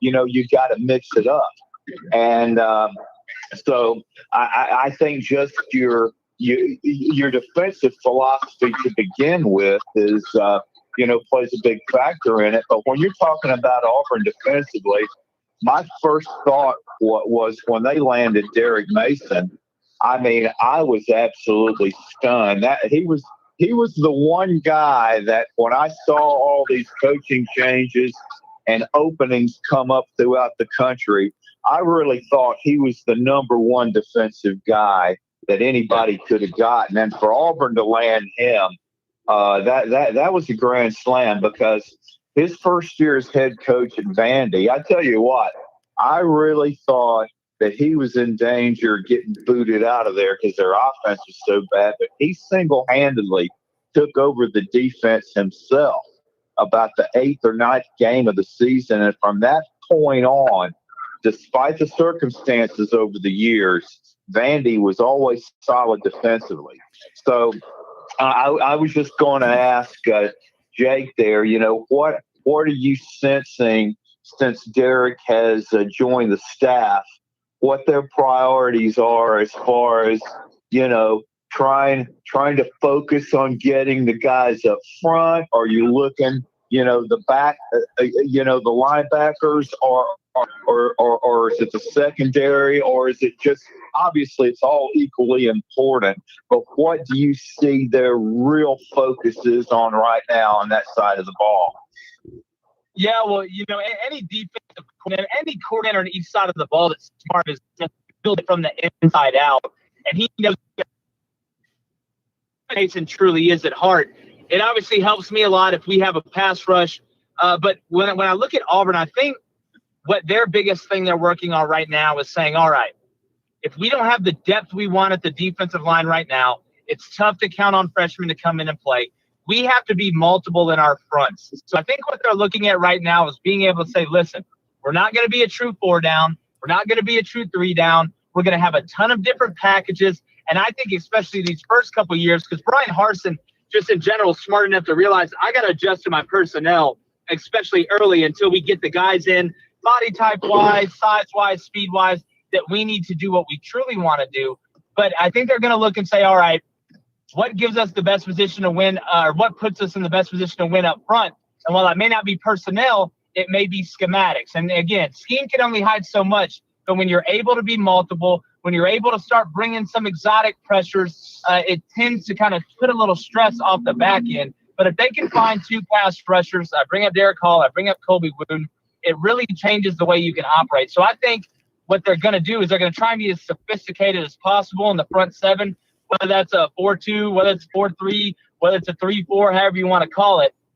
I think that's how they're looking and kind of the way they're going to operate these first couple of years. Can I jump on that real quick? Jump in. First of all, Jimmy, thank you for your class act. I really mean that with the kind words about an Auburn hire, Derek Mason. I agree with you that was a good get for sure. My question to Jake first, or both of you, anybody that's got an input on it. If I talked to my former Auburn podcasting partner, Coach John Ray, pretty legendary high school coach from Central Florida, good Auburn man. But he what he loves and is intrigued by on Derek Mason's philosophy defensively, when he goes with 2-man front, then obviously he's got an abundance of additional linebackers. And Coach Ray was commenting to me that Derek Mason is more than we're used to, is really a teacher. And I mean, he's gifted at it, and he's going to spend a lot of time with the linebackers because it's going to take a while for them to know. The idea is the offense does not know which linebacker pressure is coming and how you operate that. I could see us giving up a lot of 7 or 8 yard runs early on while they're learning it. But do you want to comment on that particular 2-man front look that we're going to see? Yeah, well, the biggest thing when you're doing stuff like that is, number one, you've got to be gapped out. You've got to make sure everybody understands where they're supposed to be, the angles they're supposed to be at. And the thing that Auburn linebackers had to do last year, and I guarantee you when Derek Mason put on that tape, he said, man, Auburn's defensive line was struggling so much that Jacoby McClain was having to try and backdoor stuff. It was really never clean. So going into that linebacker room with him and Jeff Schmedding and those guys, whatever they're doing, regardless if it's a 2-man front, whatever, and disguising that's one thing. They're really going to have to take Jacoby McClain and say, listen, we're going to get the defensive line right. This is your gap. We cannot afford, if it's a pressure, regardless if it's you or the will, or if we're going to bring the nickel off the edge, or if we've got a package in where we got a ton of linebackers. At the end of the day, we've got to make sure you trust to go where we want you to go. But because this thing does not work when you take chances. And when defenses get in trouble or when guys take chances, it doesn't matter what you're doing. So I think you're exactly right, Doug, in saying that he's going to have to make sure that, and again, pressures are one thing, because when you run stunt and you pressure like that, you're gambling. That's what you're doing. And all it takes is one guy to be out of that gap. Everybody else can be right. Everybody else can be right. They can be perfect. But that one linebacker, not trusting the guys in front of him, not understanding what he's seeing or where he's supposed to go, once they figure that out, then I think you will really see Derek Mason expound on that, be able to put some guys in, especially Doug, on third and passing downs. That's where this is really going to come from. But just from a general base standpoint, if you're playing the Mike or you're playing the Will or you're lining up in the B and you got to read the guards or you got a tendency on the back, you have got to trust where you're going. And I think that's how Derek Mason's going to build it. Real quick. Bravo. Yeah, go ahead. Let me say this real quick. I got several people have texted me. Obviously we know about Dylan Brooks. Jake, there was another recruit name that you mentioned. This is from one of our listeners down in Brooksville, actually from Bradenton and actually Parrish, Florida, and Tampa, Florida, all these guys at once. But mention that name again. And then, Doug, finish your question. I did not mean to interrupt you, but I wanted to get this before I forgot. Well, yeah. Well, again, this is I cannot confirm this. And I think the kid may be committing today, unless I'm thinking about it wrong. But Ty Simpson, one of the top-ranked quarterbacks in the country. I've heard that again. I can't confirm it. And here's what's the difference between Brian Harsin and them. With Gus Malzahn, we'd have known about it. And not just me. A lot of people would have known about it. But Brian Harsin, I got best friends on the staff. Cornelius Williams, the wide receivers coach, me and him G8 at South together. We went through the battles together. We can tell stories all day. But it's really compartmentalized. So it really is conjecture, but I would not be surprised if Ty Simpson just were to pop out of nowhere, because I know they're looking for that momentum pitch. You add Cody Brown, you add Drayshawn Miller, and then you pull a Ty Simpson. The script just got flipped a little bit if that happens. But again, I don't want everybody to freak out and all of a sudden the kid commit to Clemson to say I told him. That's just kind of a little smoke that I'm hearing. Okay. Doug Dean, come on back with your question. Yeah, that's great stuff, Jimmy and Jake, and you when you jump in, Rob. But my pivoting a little, if y'all don't mind, a question that intrigues me as we head toward spring. Please God, they're going to have spring ball, because all the teams will see a better brand of football if they can do that. And I think the absence of it absolutely changed some of the outcomes. It was not going to change the ultimate outcome of Alabama winning it all, and I think any fair person would say that. But my question is, of the top dogs, Georgia, Alabama, Texas A&M, and you can add Florida maybe, of the teams that have lost to the NFL, to transfers, whatever, that are rebuilding or reloading, which team do you think will suffer the most of that top tier, the top 5 or 6 SEC teams in the rebuilding process. I've got my own ideas. I'd love to hear you guys take on who suffers the most in losses due to losses to the NFL or otherwise. I think Florida. Yeah. You took it right in my mouth, Jimmy. Me and you agree. I mean, Jake, I'm telling you, I don't care what anybody says, and I'm a big Mullen guy. I think he is a great coach. But there were some moments this year after games, that he just didn't handle well. And, I mean, he got into an altercation with an assistant coach at Missouri during the halftime, crossover into the locker rooms and all that. It's just the type of stuff you don't need. But my big concern not only is you're losing a great college quarterback in Trask, but I just don't know that Emory Jones gives you the vertical passing threat that you've got to have to really give defenses problems in the SEC. But what really concerned me the most is you had 25 guys that chose not to play in that bowl game. Yes. I mean, I know you're going to have some guys that aren't, but that is just not a good look. And they lost some great football players. And I just don't know. I mean, their recruiting is, it's been okay, but how can it not be at Florida? And it just seems like it hasn't been what it should be.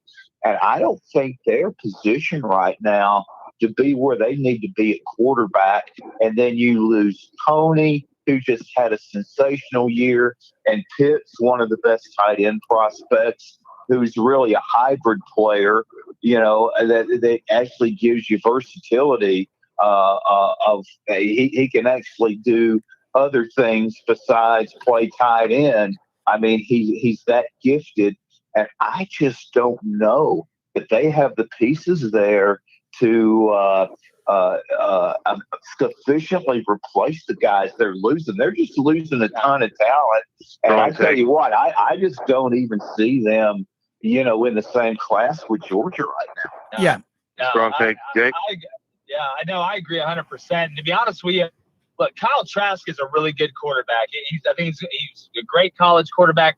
But I don't think people realize how good Kyle Pitts was and what he did to defensive coordinators.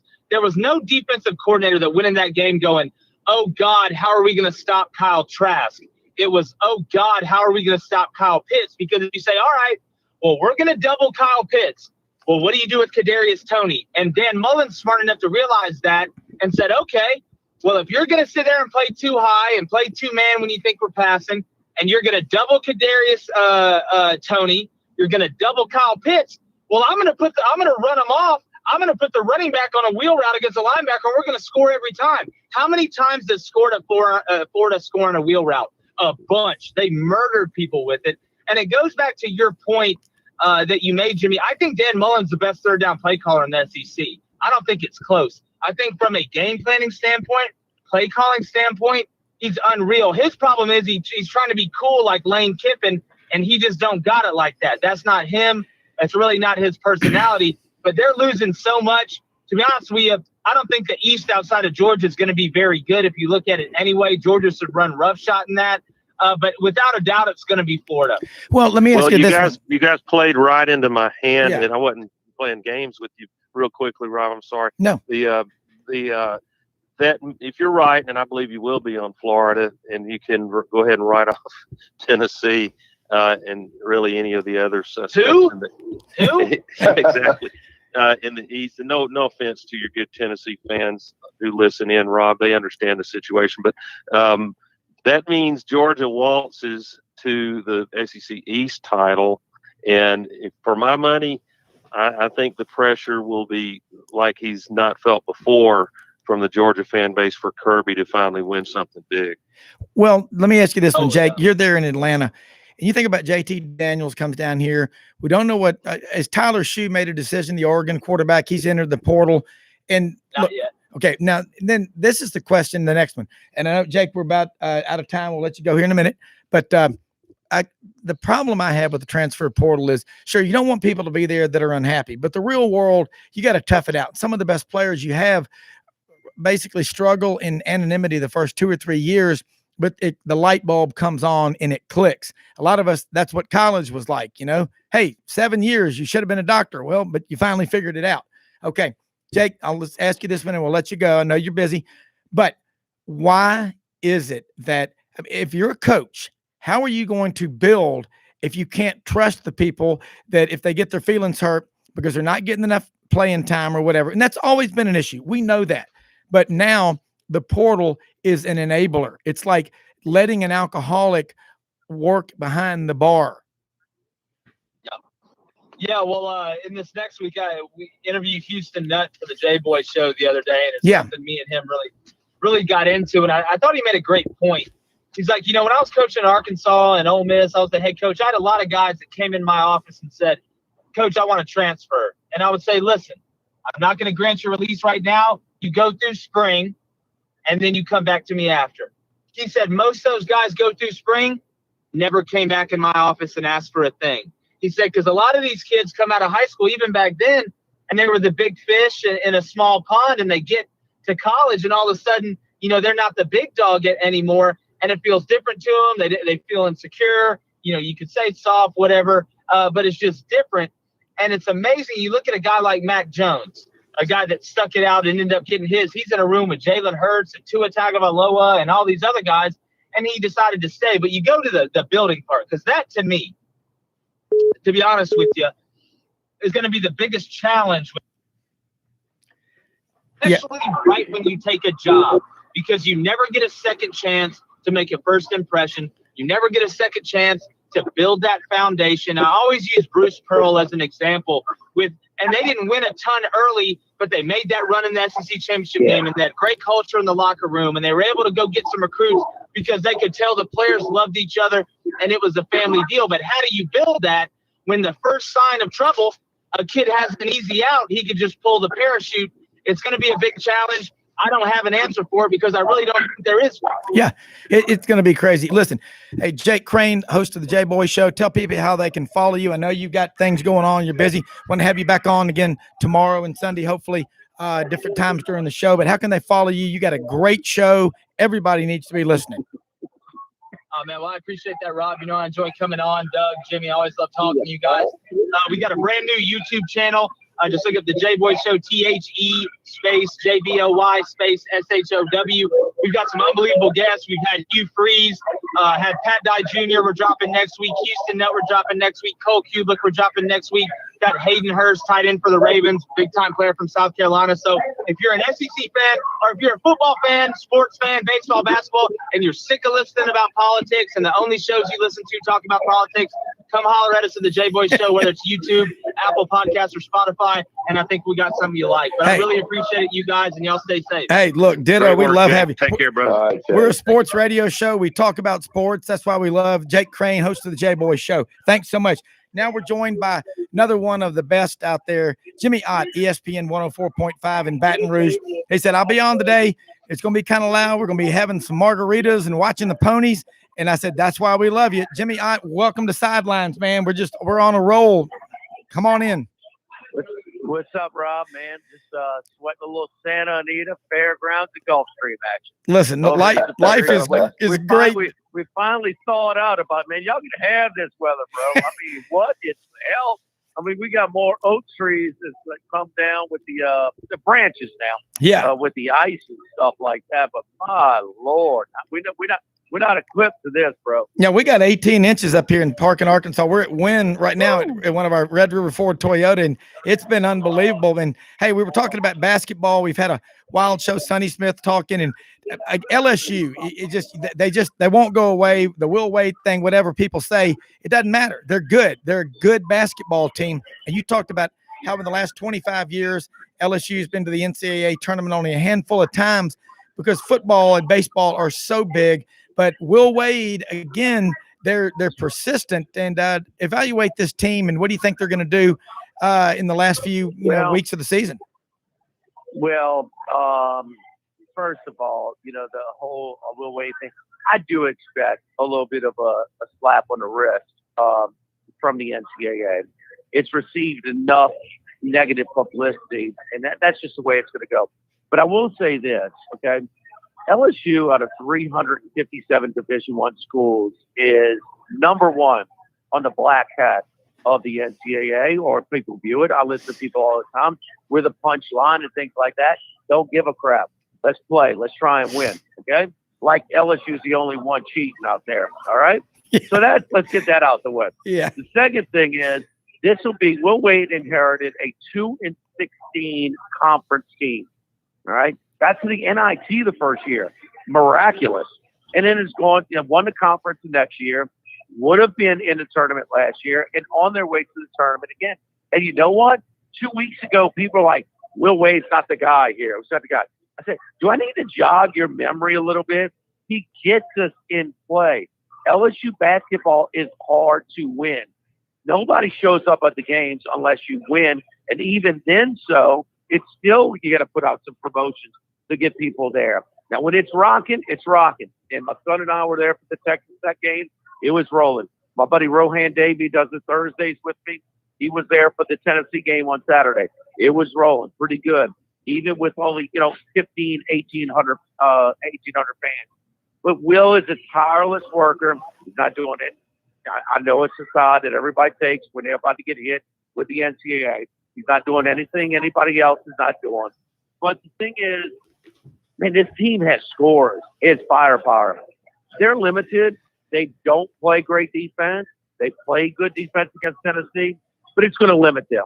They're probably a Sweet 16 team at best. But I think they have every shot to get the Sweet 16. Problem is, they're the 8th seed right now. Joe Lenardi has them an 8th seed. Jerry Palm has them an 8th seed.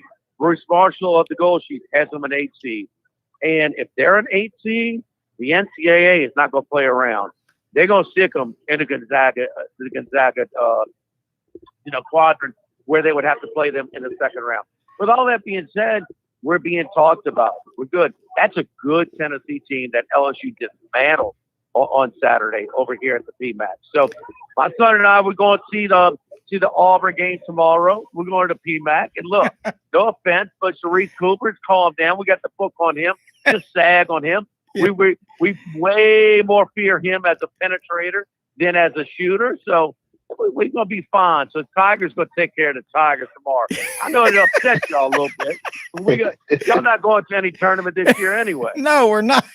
Hey, I'll tell you one thing. If he had Powell out there, it could take some of the double team pressure off of him. But you're right. Tigers will take care of the Tigers. But Auburn's lost 5 games. They're close losses, but they're a young team.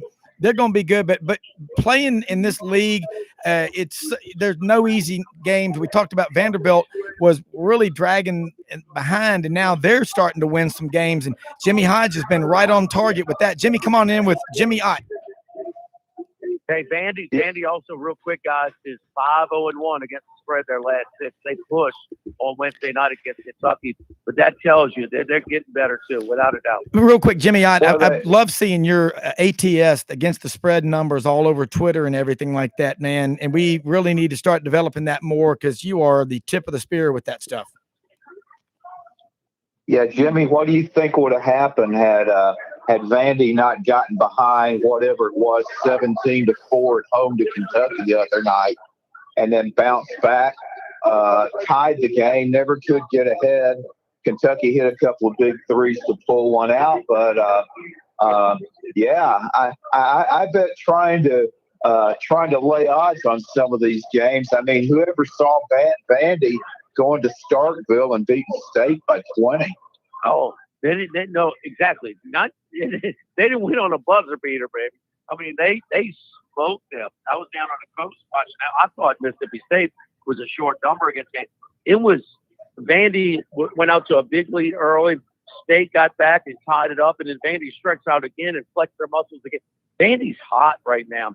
And yes, had they not fallen behind as much as 15 or 17 in the first half, I think it was 13 or 12 at half, got it all the way tied, but they're playing well. And Kentucky hit the big 3 when the game was tied. against Vandy on Wednesday, and then hit every free throw. I think it was 8 in a row down a stretch that held him off. So, Jerry Stackhouse, there's very few NBA players that go back and coach at the college level, and he's one of them. But, the other guard, I forget his name, but he's scoring a lot lately. That's taking some pressure off Scottie Pippen Jr. Right. And number 5's a good player. Yeah, and they're going to Tuscaloosa tomorrow. They're going to get 17 or 18. I can tell you where my action's going to be. I'm all over Vandy. Plus 18, 17 tomorrow against Alabama. So it's just good to see that Vandy can compete, and Vandy has shown that they could compete and get in Sweet 16s. And remember the Georgetown games that they lost? I think it was and 11. When Green took like 3 steps before he put the game winner off the glass. They were on their way to an Elite 8 there. So they've shown that they can compete at, in basketball. And so that's what the SEC is. They've just elevated their game so much. It's still not in our blood, in the fan base as much, but damn it, we are getting way better in college basketball. Number 3 on conference RPI this year. So considerably ahead of the ACC right now. And so the league, with the money and the resources that football brings, they can afford to go out and get, big-time coaching. Musselman at Arkansas, Howland at Mississippi State, Kermit Davis Jr. These are big-time coaches, man, that are coaching the league. So. Yeah, but don't sell Will Wade short coming from Virginia Commonwealth. He's a hell of a coach. And you know what? Yeah, he's under the spotlight. Bruce Pearl's under the spotlight. And look, this has got to go away. They need to resolve this. Let the guy coach. Will Wade is a look, Rob. Yeah. You gotta play by the rules. I'm not gonna try and say that Will didn't do anything wrong. Sure. Okay? And Bruce Pearl didn't do anything wrong. He lied about a damn barbecue at night. Yeah, I know. My God, they ran him out of town. They had people lined up to get into 25,000 seat Thompson Bowling, okay, for the Florida game one year. I remember it when Florida came in number 1. Yep. Look, the coaches give you a chance. And look, these schools, minus Kentucky and the SEC, need a real good coach that's working an angle that's going to give them a chance. Bruce Pearl in Auburn, trust me, will be preseason top 10 next year. Now, if they lose Cooper, I'm not sure, but they have a lot of youth. And look, he's going to give you a chance. And that's all you are. It's hard to win college basketball games at Auburn. Yeah. So, Kermit Davis Jr., Bruce Pearl, Will Wade, Eric Musselman. I go on and think that's some really good coaches in the Nate Oates. He's going to obviously be conference coach of the year and one of the best coaching jobs in college basketball over the country. But man, they got some good coaches in the league right now. Yeah, and another one that you could do an entire podcast on is why Georgia can't be a consistent winner with all the talent they have right there. It's just in the Atlanta area. Let's switch gears real quick. Jimmy, I know you've got a lot going on, but spring practice, LSU is going to be kicking off. Everybody is here soon. It looks like spring practice is a go, and they'll follow the same protocol that they did in the fall. Talk about this Tiger team that went over Florida, top 5 win on the road at the end of last season. That's something that you can carry into the off season. It's nothing but a good thing to win a game like that. What is your temperature check? Where do you come in? High, low, in between, real optimistic? Because there's a ton of talent down at LSU. Well, where LSU lost a lot of players after the national championship season during the off season, Jimmy talks about his term body blows. It's the appropriate term, but that's where it started when you won the whole thing. Like Patrick Queen, he was the MVP, defensive MVP of the national championship game against Clemson in the Superdome.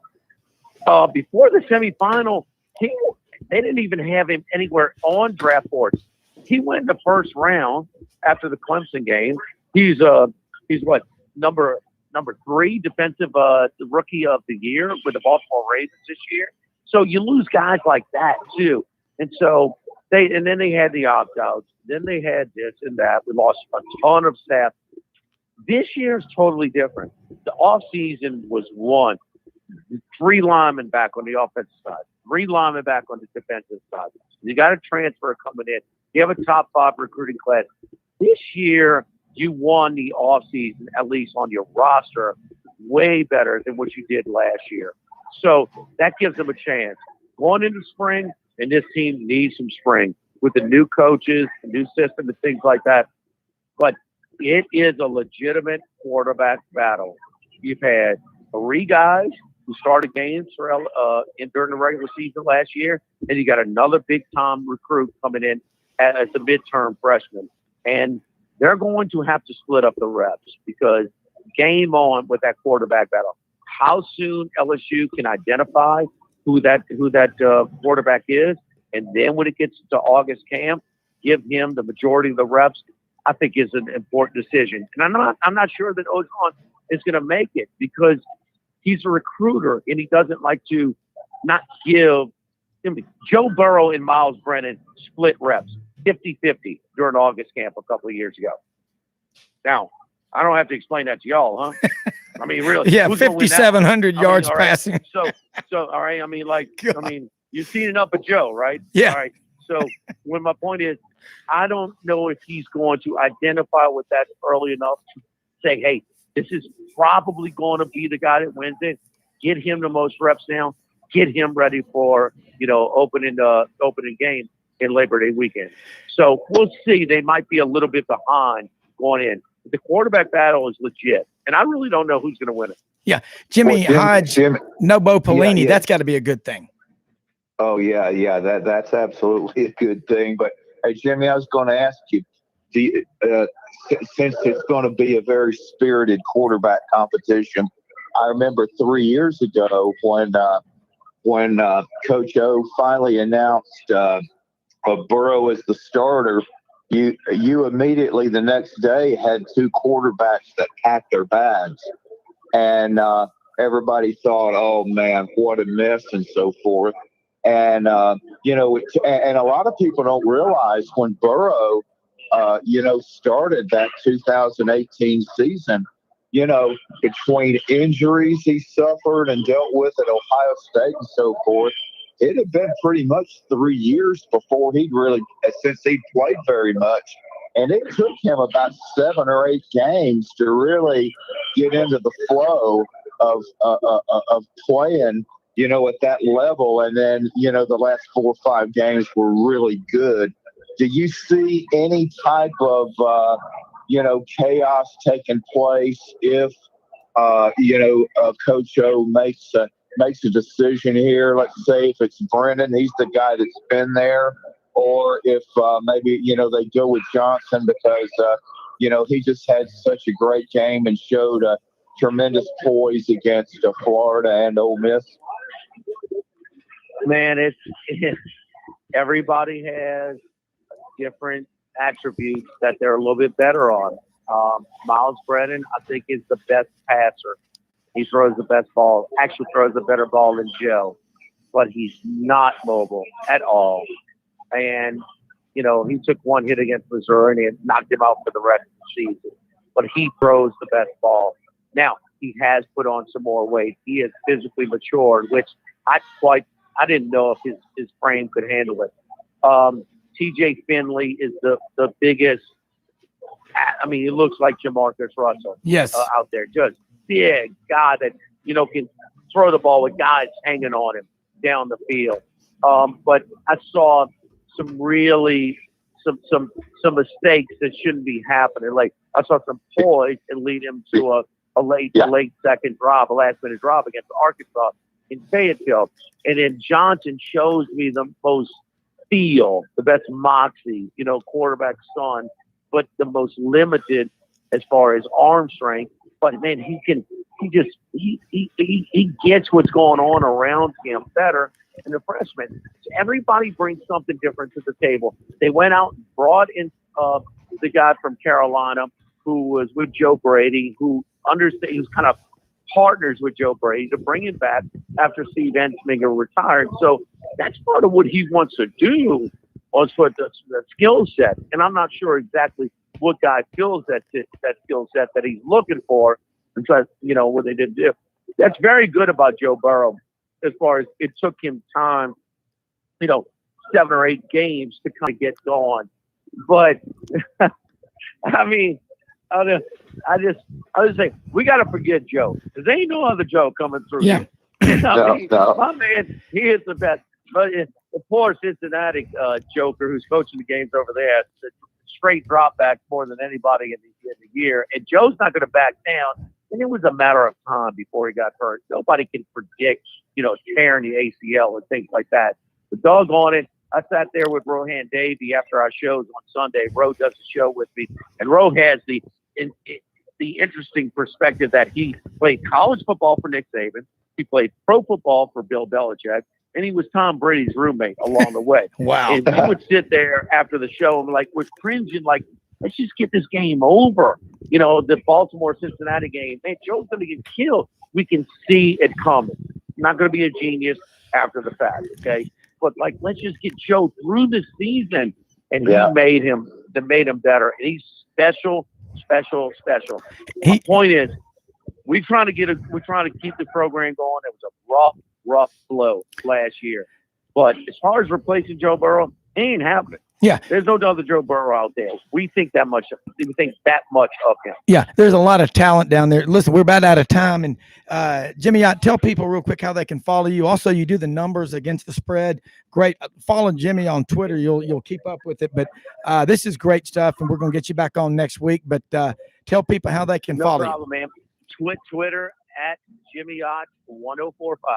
All right, you do a great daily show. ESPN Baton Rouge. Man, y'all guys have a great weekend. Thaw out up there, man. Take your damn weather back. We're going to work on it. We love having you on here. And, God, this is great stuff. Hey, thanks so much. Jimmy Hodge, we've got Justin Winning here. About out of time. General manager here at Red River Ford Toyota over here in Wynne, Arkansas. And I have never been happier to own an F-150 4x4. It is great because not being an idiot, but driving around, you feel in control. I feel like I'm in an F-18, just locked in there. It's such a great feeling. They've got Toyota cars, trucks, SUVs. Red River will be open tonight till 6. Again, tomorrow morning at 9 o'clock. Look, there's a lot of snow out here. They're out there with a plow cleaning off the parking lot.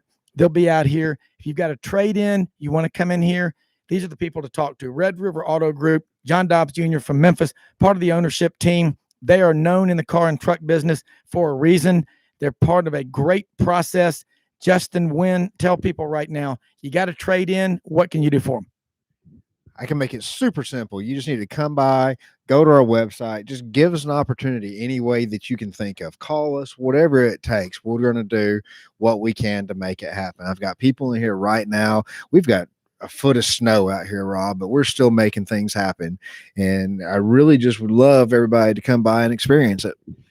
Look, when you start looking at cars, trucks, SUVs, you've got these Toyota 4Runners out here. This is also, by the way, the last year they're going to do the Toyota Land Cruiser, the FJ Cruiser. It's been gone for a while. What does that mean if you're trying to get a Toyota Land Cruiser? It's a legendary vehicle. People never let them go. It means you better not wait. You need to come in and pick one up as fast as possible. You talk about legendary vehicle. You've never seen a vehicle hold value like a Land Cruiser. You've never seen more vehicles hit that 300,000 mile mark like Land Cruisers do. I'm talking these vehicles have been out. You're talking legendary Sahara Desert type out in the outback. I mean, these things are legendary, like you said, and they will be going away. 2021 is the last year for them. Not such a huge demand for them anymore in today's market. But I tell you, the people who buy them love them and they keep them, and they are supremely disappointed that Toyota is doing away with them. And once you get behind the wheel and experience it yourself, you're going to understand why. One more legend, though, is coming back. One that Jimmy Hodge and all of us, we all grew up with it, the Ford Bronco. I know they're being pre-ordered. The numbers are off the charts, but you said if you want a Bronco, what do they need to do? They need to go on our website, and there's a spot on there where you can reserve yours, and you can go on and build it the way you want, and then you can get it reserved. The 2021s are pretty well gone, but what we will have are a few people not show up to pick up their order. They'll back out. They'll just get cold feet, whatever the case may be. We'll have a few of them trickle in. But as far as dealer stock goes, if you find one sitting at your local dealer, whether it's us or anywhere else, and you want a Bronco, you should probably jump on it because they are hot, hot, hot, hot. Everybody's asking about the Bronco, and we're already pre-ordering some 2022s for people. They're going to be phenomenal vehicles. All right, look, y'all going to be up here tonight till 6, back up here tomorrow morning at 9 o'clock. And again, we've got listeners all over the place on the web, sidelines.live. We'll be back on tomorrow morning, Sports 56, WHBQ 96.1, and the new FM 98.5. All over the place, people listen. Again, it's never too far to go for a great deal on a car or truck. And I can tell you, people that are listening right now, these people are committed. Rusty Howard, the sales manager, he's up there out on the sales floor, up at his desk. He looks like a 4-star admiral on a carrier group ready to call in airstrikes. I mean, these guys are great. Nate, Stacy, Austin Futrell in the service department. By the way, they're open tomorrow till noon. If you're not taking care of your vehicle, that's your own fault because these people are committed. They will help you along the way. Get the process started online, RedRiverFordToyota.com. When you come in here, it is quick. If all the dots, I's are dotted, the T's are crossed, you can be out of here in 15 or 20 minutes. That's unheard of, but that's Red River Ford Toyota in Wynne, Arkansas. 45 minutes from Memphis, going back and forth to Little Rock, get off at I-40, go north about 15 minutes at the Forest City exit, Highway 64 going back and forth to Heber Springs, about a half mile south of 64, right across from Jordan's Exxon, MJ's Exxon here in Wynne, Arkansas. This is Red River Ford Toyota. Blessed to have them as a sponsor.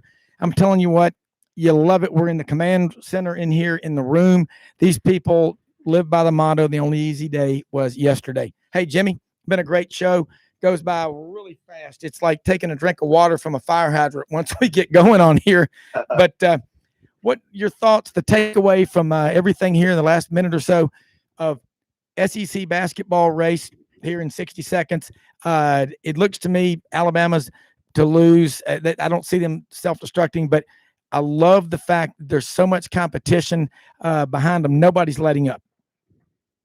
Yeah, I think the last 2 weeks is just going to serve as a chance for these teams that are going to be in the tournament to just kind of fine tune what they're trying to do and, just to work on their strengths, try to minimize their weaknesses, and then, play a couple of games or so, depending on, how well you play in the SEC tournament, and then get ready for the big dance and try to make a big run there. And, this is just, again, such a unique season, but at least we're going to have a tournament this year, which wasn't the case last year. And it's going to be one of the craziest tournaments I think we've ever seen, even though the 2009 NCAA tournament was far and away the best tournament in the history of the sport. So I think you have all the elements to have just as many crazy things happen in the 2021 tournament. And hey, we're just going to see how these next 2 or 3 weeks go before they start playing for the whole ball of wax. Yeah, listen, this is what's amazing is how much basketball talk there is. Again, thank you, late Commissioner Mike Slive, for kicking everybody in the rear end and saying, get your basketball rolling. We've had it before, back again, Sonny Smith, Norm Sloan, Wimp Sanderson, the Plaid Palace. It was great. We let it fall. I don't think we're going to do that again. And Greg Sankey, again, as commissioner, doing everything he can to help every team in basketball. But look, great show today. I want to thank all of our guests, Hall of Fame coach Sonny Smith talking basketball, Rodney Orr, Tyler Insider, Wes Moore over in Little Rock, ESPN 103.7 The Buzz in Little Rock, talking about the Hogs and the SEC. Jake Crane, host of the J-Boy Show over in Atlanta. You got to love it. Check him out. Doug Dean calling in, also from the AU Daily Dose. Jimmy Ott down in Baton Rouge, ESPN 104.5. Follow all these people. They are great. That makes this show so special. I'll be back on tomorrow morning talking SEC, talking some Memphis Tiger basketball with what Penny Hardaway's doing, talking recruiting. Got a lot going on. And remember, follow us on Twitter at Sidelines_live. That is at Sidelines_live. Check out our website, www.sidelines.live. Again, tomorrow morning, Sidelines, 8 to 10 a.m. Central. And again, Sunday afternoon, 3 to 5 p.m. Central for the Sunday afternoon wrap-up show and podcast throughout the week. Love this. Love all of our sponsors. Support them. Check them out. go to our website at sidelines.live. We're here for you. We are a sports radio show. We talk about sports. That's what we do. That's who we are. Hey, don't quit because you're tired, quit because you're done or you're out of time. And my producer, my wife, Audrey, is over there going, you're out of time. So we'll see you tomorrow morning. Have a great night, everybody.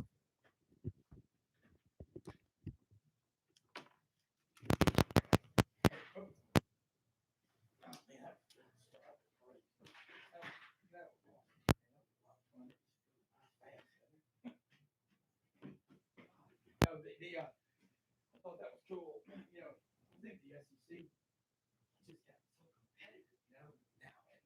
But Oates is, before it just blows my mind. There was talent from the previous coach.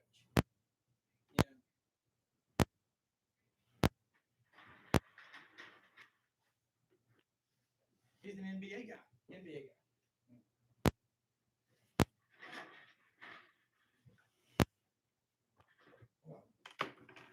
Yeah, forward.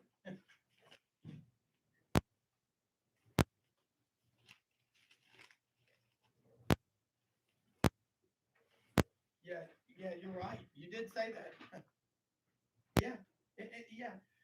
What do you think happened? I think what happened with him at Alabama is he felt like they weren't behind him and wanted him gone. And I think he checked out. And the longer he was there, the more toxic it became.